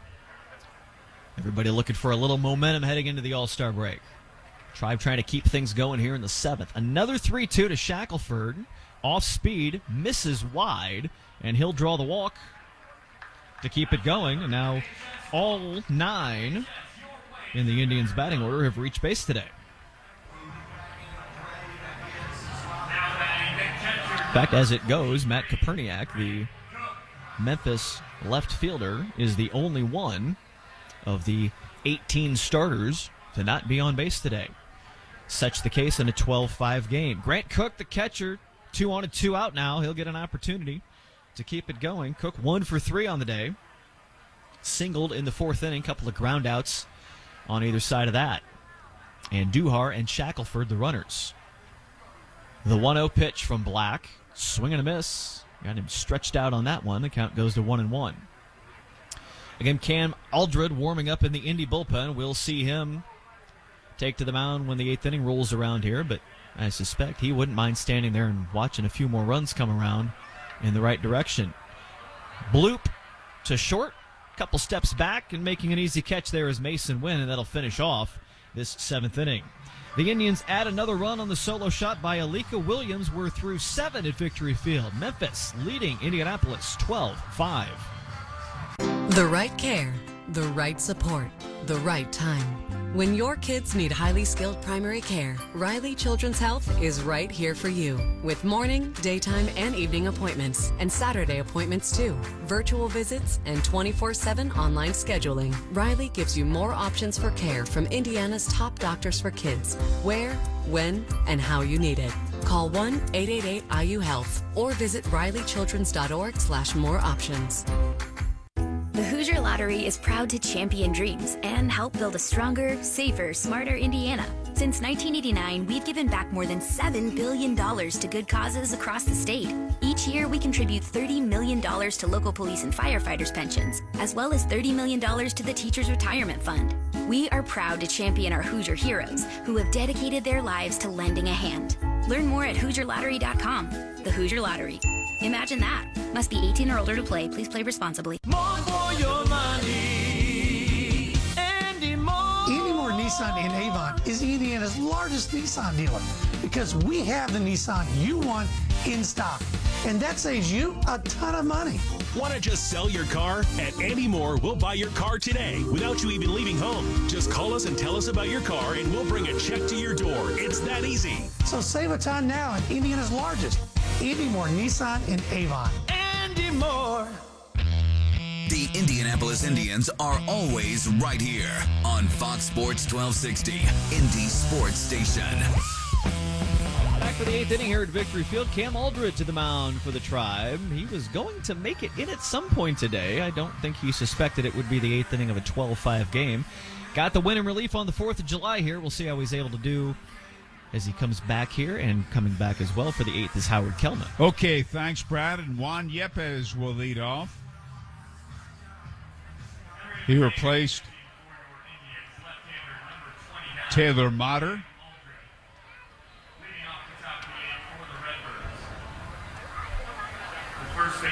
And Yepes came in to replace Mata and stayed in the game at first base after Mata was hit with a pitch ball around the elbow. Yepes, a right-hand batter. As Brad said, it's Memphis 12, the Indians 5. Fastball, swing and a miss, strike one. If Memphis wins this game, the Redbirds will have earned a split of the 6-game series. They beat the Indians 5 out of 6 in April in Memphis. The lefty looks in and stretches. And the 1-strike pitch is a bouncing ball hit slowly to shortstop. Tough play. Williams has it. Quick throw. In time, he got it. Submarine throw from Williams to Shackelford.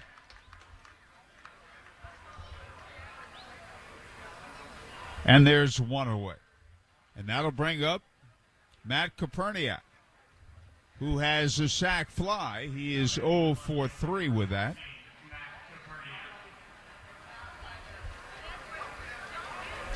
Left-hand batter. The left-hander Aldred, the 7th Indians pitcher of the game. Fastball, high ball 1.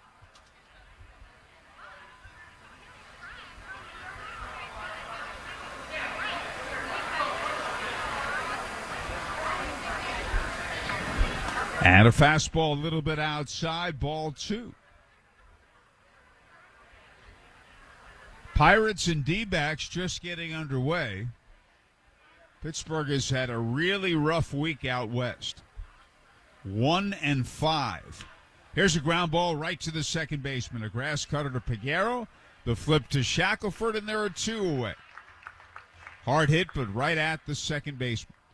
And now Huneo Karakudo, who has 2 singles and a walk, 2 for 3. Now batting the second baseman, number 28, Huneo Karakudo.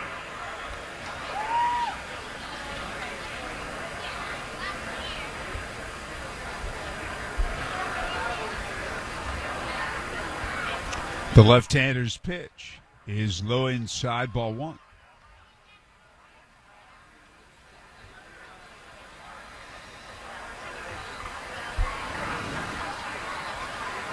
And the 1-0 delivery is over the outside corner at the knees, and that's a strike.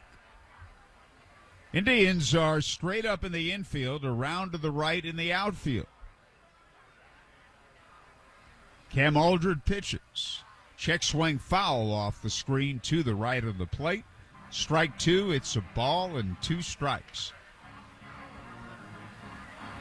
Cubs and Yankees still in the 8th inning, and they now are being delayed by rain. Cubs ahead 6-4. If they can't finish, that'll be a suspended game, since the Cubs got the 2 runs in the top of the 8th, and the bottom of the 8th has not yet concluded. Here's a swing and a miss. Tied him up with a fastball up and in. Strike 3. 3 up, 3 down after 7.5. Memphis 12, the Indians 5. WNDE, WFBQ, HD2, Indianapolis. We are Fox Sports 1260, Indy's sports station. Hey baseball fans, have you struck out with your current internet provider? Does their lack of support leave you feeling like you have no bullpen? And does the fact that they don't provide local 24/7, 365 support leave you feeling like you've been tossed from the game? If you're looking to hit a home run and avoid these issues, why not go with local provider 9-Star Connect? They have over 125 years in the business and have helped many people like you win the game. Visit www.9starconnect.com today and see why we are different. Did shopping for flooring ever leave you dazed and confused? Life just got easier. Now there's Tisch Flooring.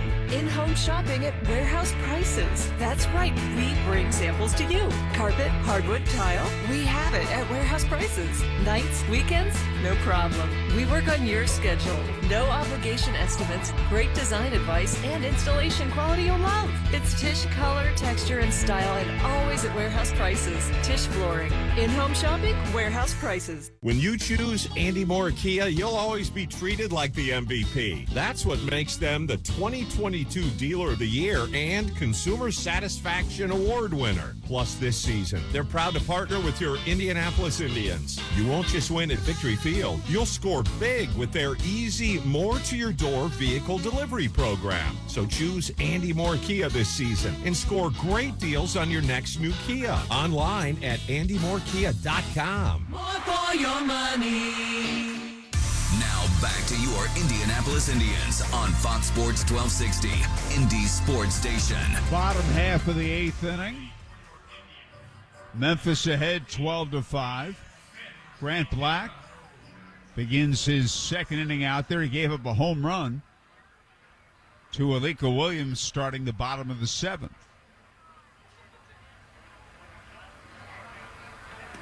And the pitch misses inside, ball one. Kanan Smith and Jigba batting for Vinny Capra.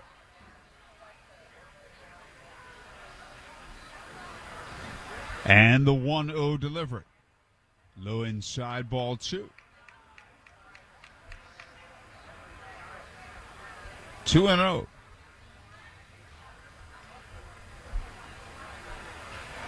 Josh Bissonette on deck. And the pitch is high and away, ball three.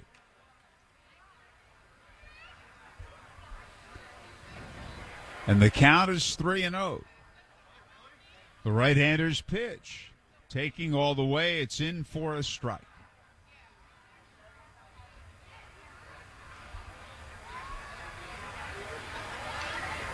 And the 3-1 pitch. Fastball very close, a little bit outside. They're challenging. Memphis is challenging. And it's a strike, I believe. So Memphis wins the challenge. And so the pitch is a strike, not a ball, and the count's full. I want to give their catcher Barrera credit. This challenge thing is almost a skill to know that you can squeeze some strikes out of these calls like that. He's four out of 5 today. Right. And a fastball swing and a miss. He struck him out. Andy Rodriguez, the Indians' #1 catcher, real good at it too. And was in the Futures game yesterday. Had 2 plate appearances, walked both times, played first base. Here's Josh Bissonette. He is 0 for 3. And he takes low outside, ball 1, ball, no strikes.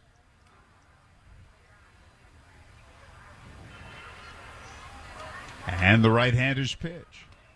Right down the middle for a strike, 1-1.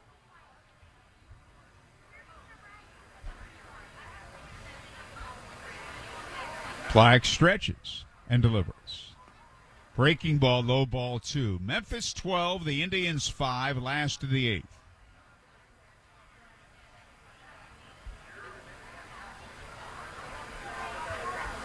And a fastball, swing and a miss, strike 2.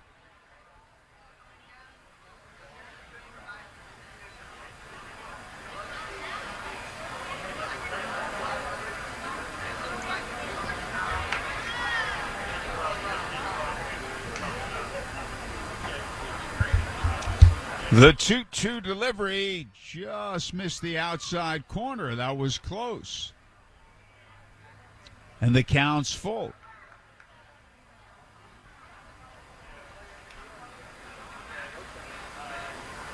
We're in the bottom half of the 8th inning. Fastball swing and a miss. He struck him out, and there are 2 away. And it'll bring up Chris Owings, who has a 2-run homer in 4 at-bats. He struck out swinging in the other 3 plate appearances.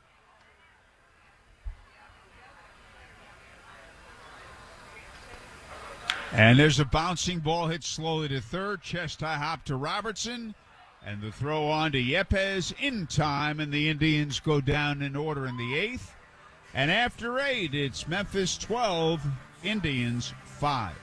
Now, when an injury comes out of left field, they've got your back. Franciscan Health Sports Medicine provides comprehensive sports care to athletes of all ages and abilities, from students to weekend warriors to college and semi-pros. As the official team physicians for the Indianapolis Indians, they can get you out of the dugout and onto that diamond again. Check them out at franciscanhealth.org/sports training. That's franciscanhealth.org/sports training. Hey, Indians fans, looking for more home run savings on more selection? Head over to Andy Moore Nissan in Avon. Shop hundreds of your favorite new Nissans, including our Major League lineup of commercial vehicles and Rocky Ridge trucks. Our all-star financing team will help you get approved and on the road in no time. And when you need to service your vehicle, check out our state-of-the-art Premier Express Service Center.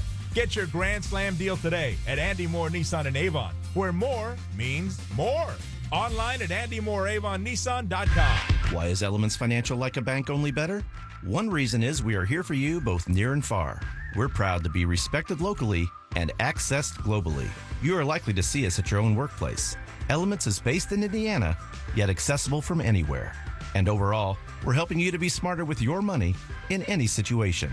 Visit us at elements.org to learn more reasons we are like a bank, only better. Federally insured by the NCUA. Back to the Indianapolis Indians on Fox Sports 1260, Indy Sports Station. On we go to the 9th inning. Each club going down in order in the 8th. Memphis ahead 12-5, 3 outs away from gaining a split of the 6-game series.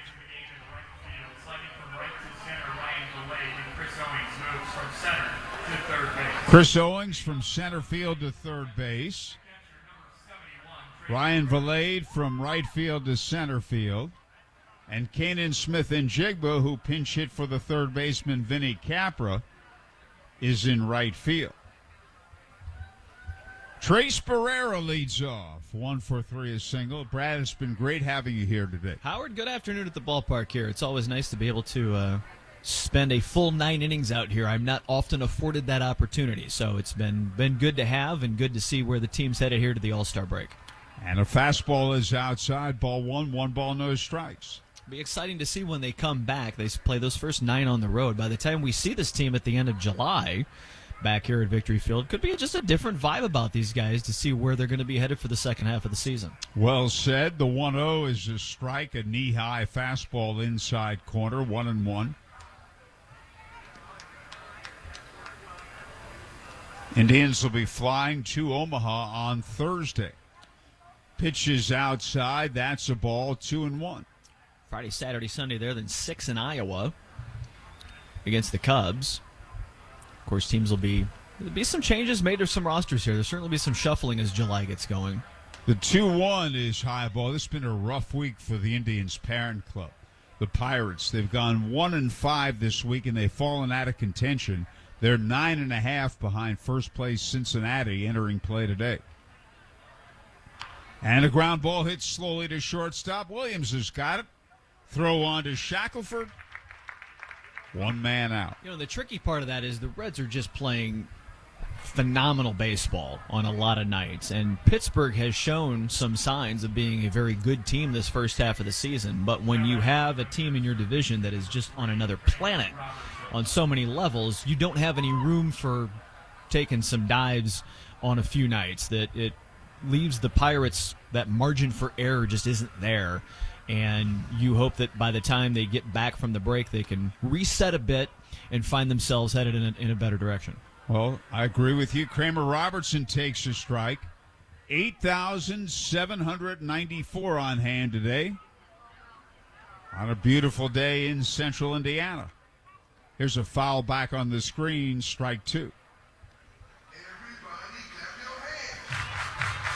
going to say quick math on this homestand. I think attendance total is going to be up toward 45,000 maybe for the week. Just at a quick guesstimate. Between the 4th of July and a really good weekend here. It's been great.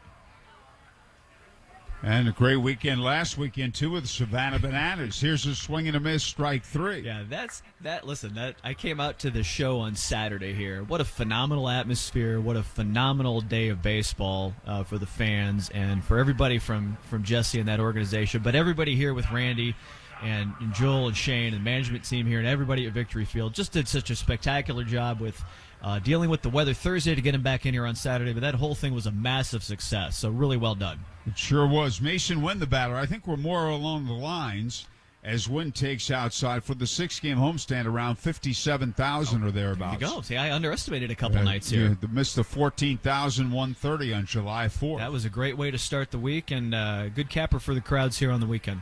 Breaking ball in for a strike. It comes on the heels of the last homestand, Brad, drawing 59,000. So we did really well this one and the last one. The 1-1 pitch is a strike call. Victory Field will be 27 years old on Tuesday. Doesn't it still look so beautiful? Brand new. Just as good as day one. Maybe better. And the 1-2 pitch. Hit high in the air, twisting foul right side. Shackelford moves over. It's out of play.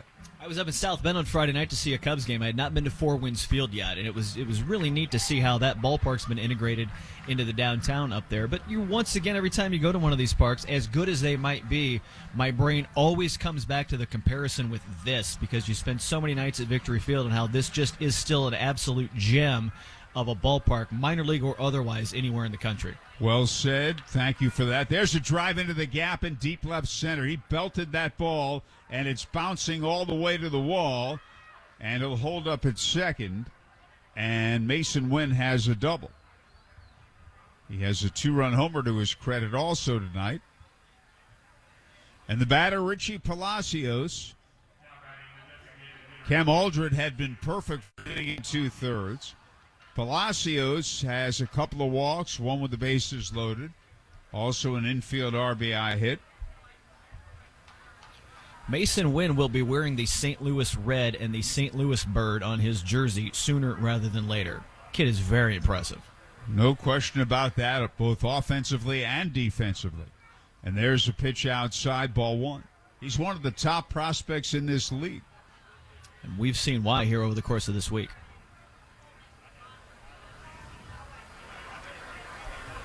Lefty versus lefty. Top of the ninth, Memphis ahead 12-5. And a breaking ball just outside. That's a ball. The plate umpire, Reed Basner, put his hand on his head. I don't think the plate umpire is going to challenge the call. No, that was an itch. I believe he had a scratch up there. And the 2-0 pitch. Inside, ball 3.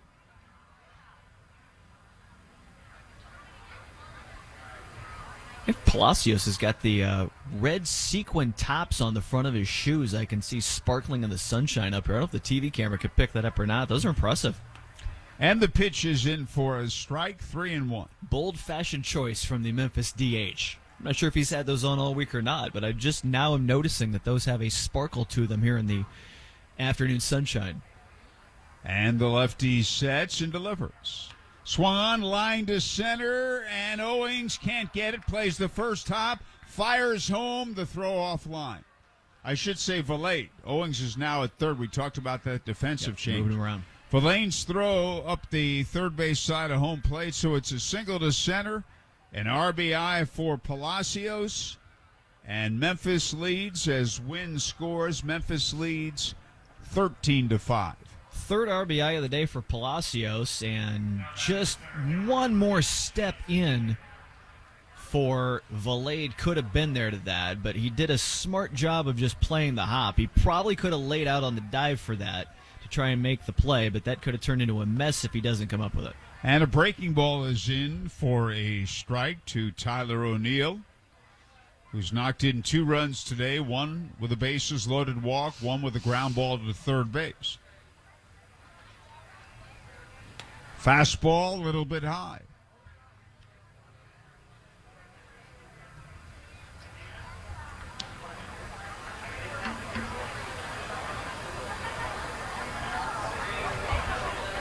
And the 1-1 pitch is way outside, ball 2, 2-1.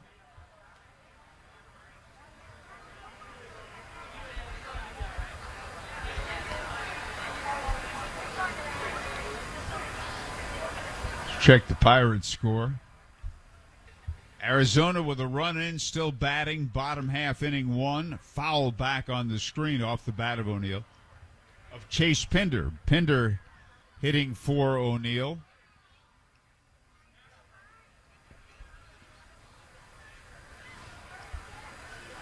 Arizona with that run in, still ahead 1-0. Bottom of the first. Still batting. And here's a high fly ball. Short center field. Here comes Ryan Valade. He's calling. Going back is Peguero. And the second baseman, Peguero, has it. Either man could have made the play.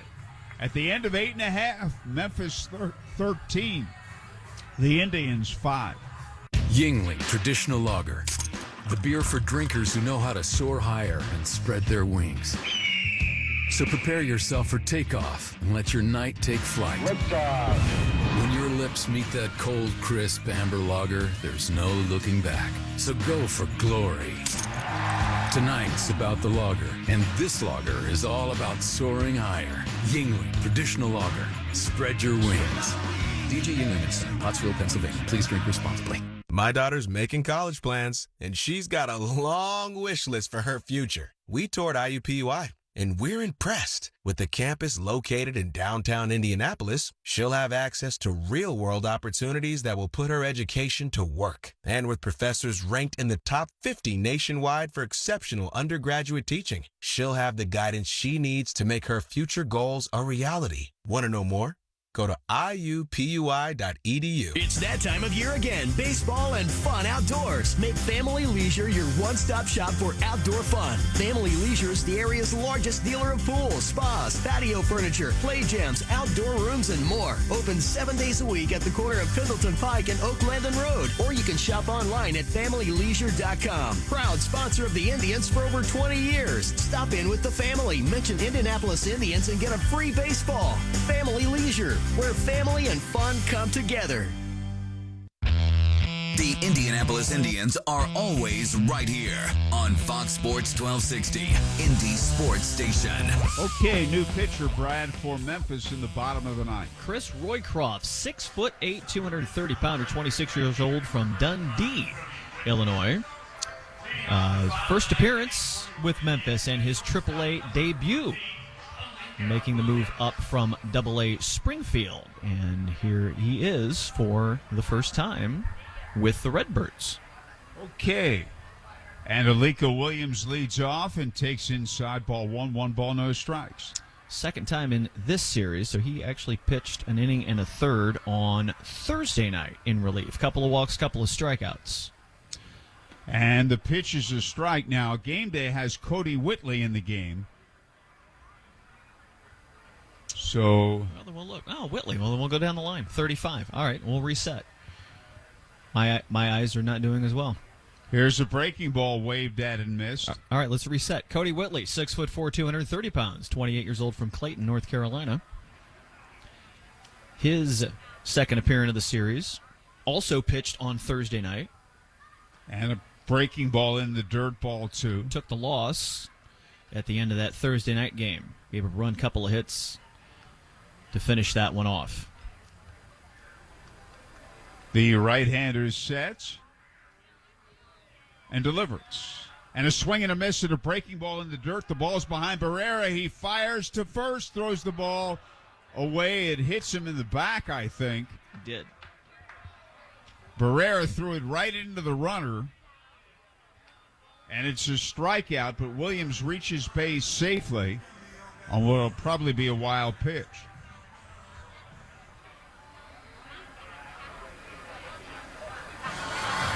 Yeah, the ball dribbled away from Barrera, and he never really got a good break on it. And then he did. He threw it directly down the line, hit Alika in the back.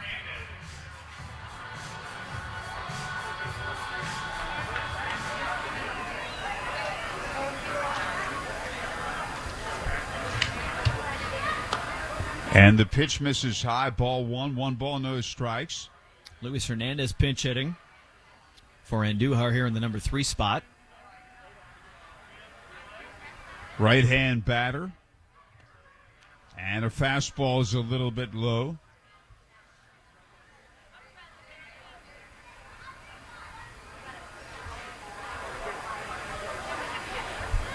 The right-hander sets and delivers. Swinging a high fly ball down the right field line, fading into foul territory. Nobody can get there. It bounces in the visitor's bullpen.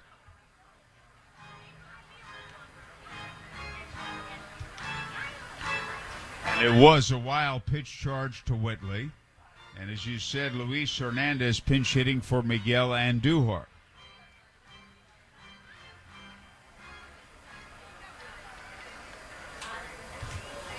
We're in the bottom of the 9th. Memphis leading 13-5. Here's a swing and a miss, strike 2.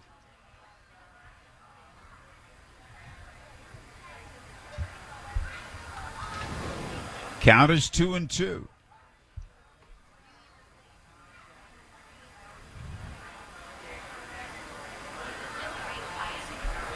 Cody Whitley. The right-hander's pitch. Fastball, swing and a miss. He struck him out. That'll bring up Ryan Valade, who has singled in 3 at-bats and also has walked. 14th strikeout of the day for the Indians offense after they had really avoided too many big numbers like that the last couple of nights. But the Memphis pitchers have done some work really well today. And a fastball, a little bit outside, ball 1.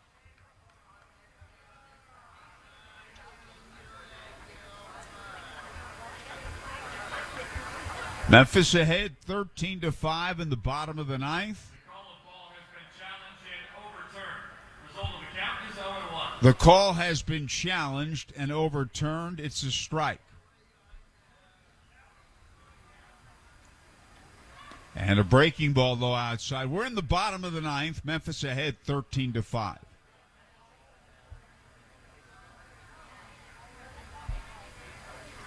And the 1-1 pitch is low outside, ball 2. 8,794 on hand on what turned into a sunshiny afternoon. Here's a ground ball it up the middle. The shortstop's got it. Whirls, fires to first, pulled him off the bat. Nice effort by Mason Wynn, who fielded the ball on the outfield grass. Had no play at second. He whirled. He threw to Yepes, but the throw pulled him off the bag to the outfield side of first base. It was impressive the amount of ground Wynn was able to cover, though. That's the Settings. range that we've mentioned a couple of times on this, just defensively. Severed the bat in half there, did Valade. He really had some lumber go flying clear down toward third base, but keep it going here. A little breath of things in the 9th. Here's Leovar Peguero, and he takes low outside, ball 1.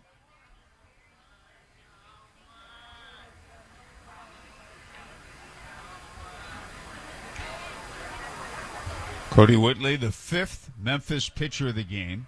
Fastball line to right. It's sinking. It's in there for a base hit, and the bases will be loaded. Opposite field, hit to right. They're loaded with 1 out. Memphis is leading 13-5. The batter, Aaron Shackelford, who's 0 for 3 with a walk. Now batting the first baseman, number 20. Left-hand hitter.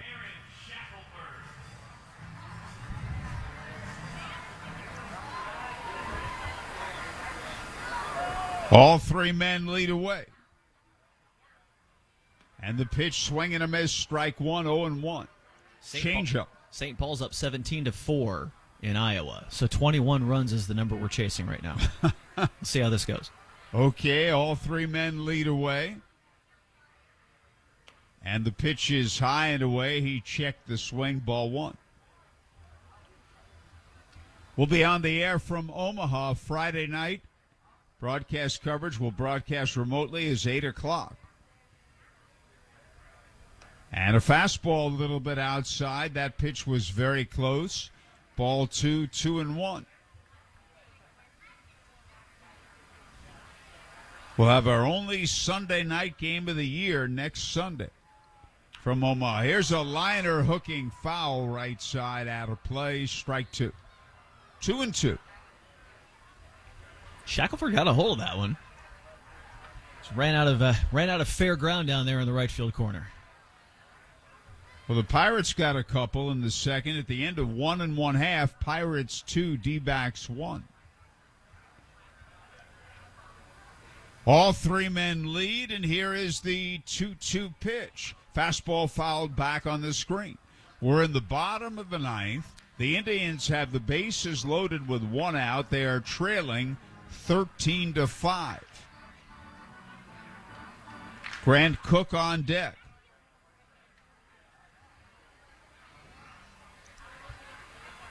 And there's a ground ball right to the second baseman. Karakuda to win one, on to first. It's a double play to Yepes, and this game is over. It is a game-ending 4-6-3 double play. Thanks for watching the Indianapolis Indians on Bally Live. Indians postgame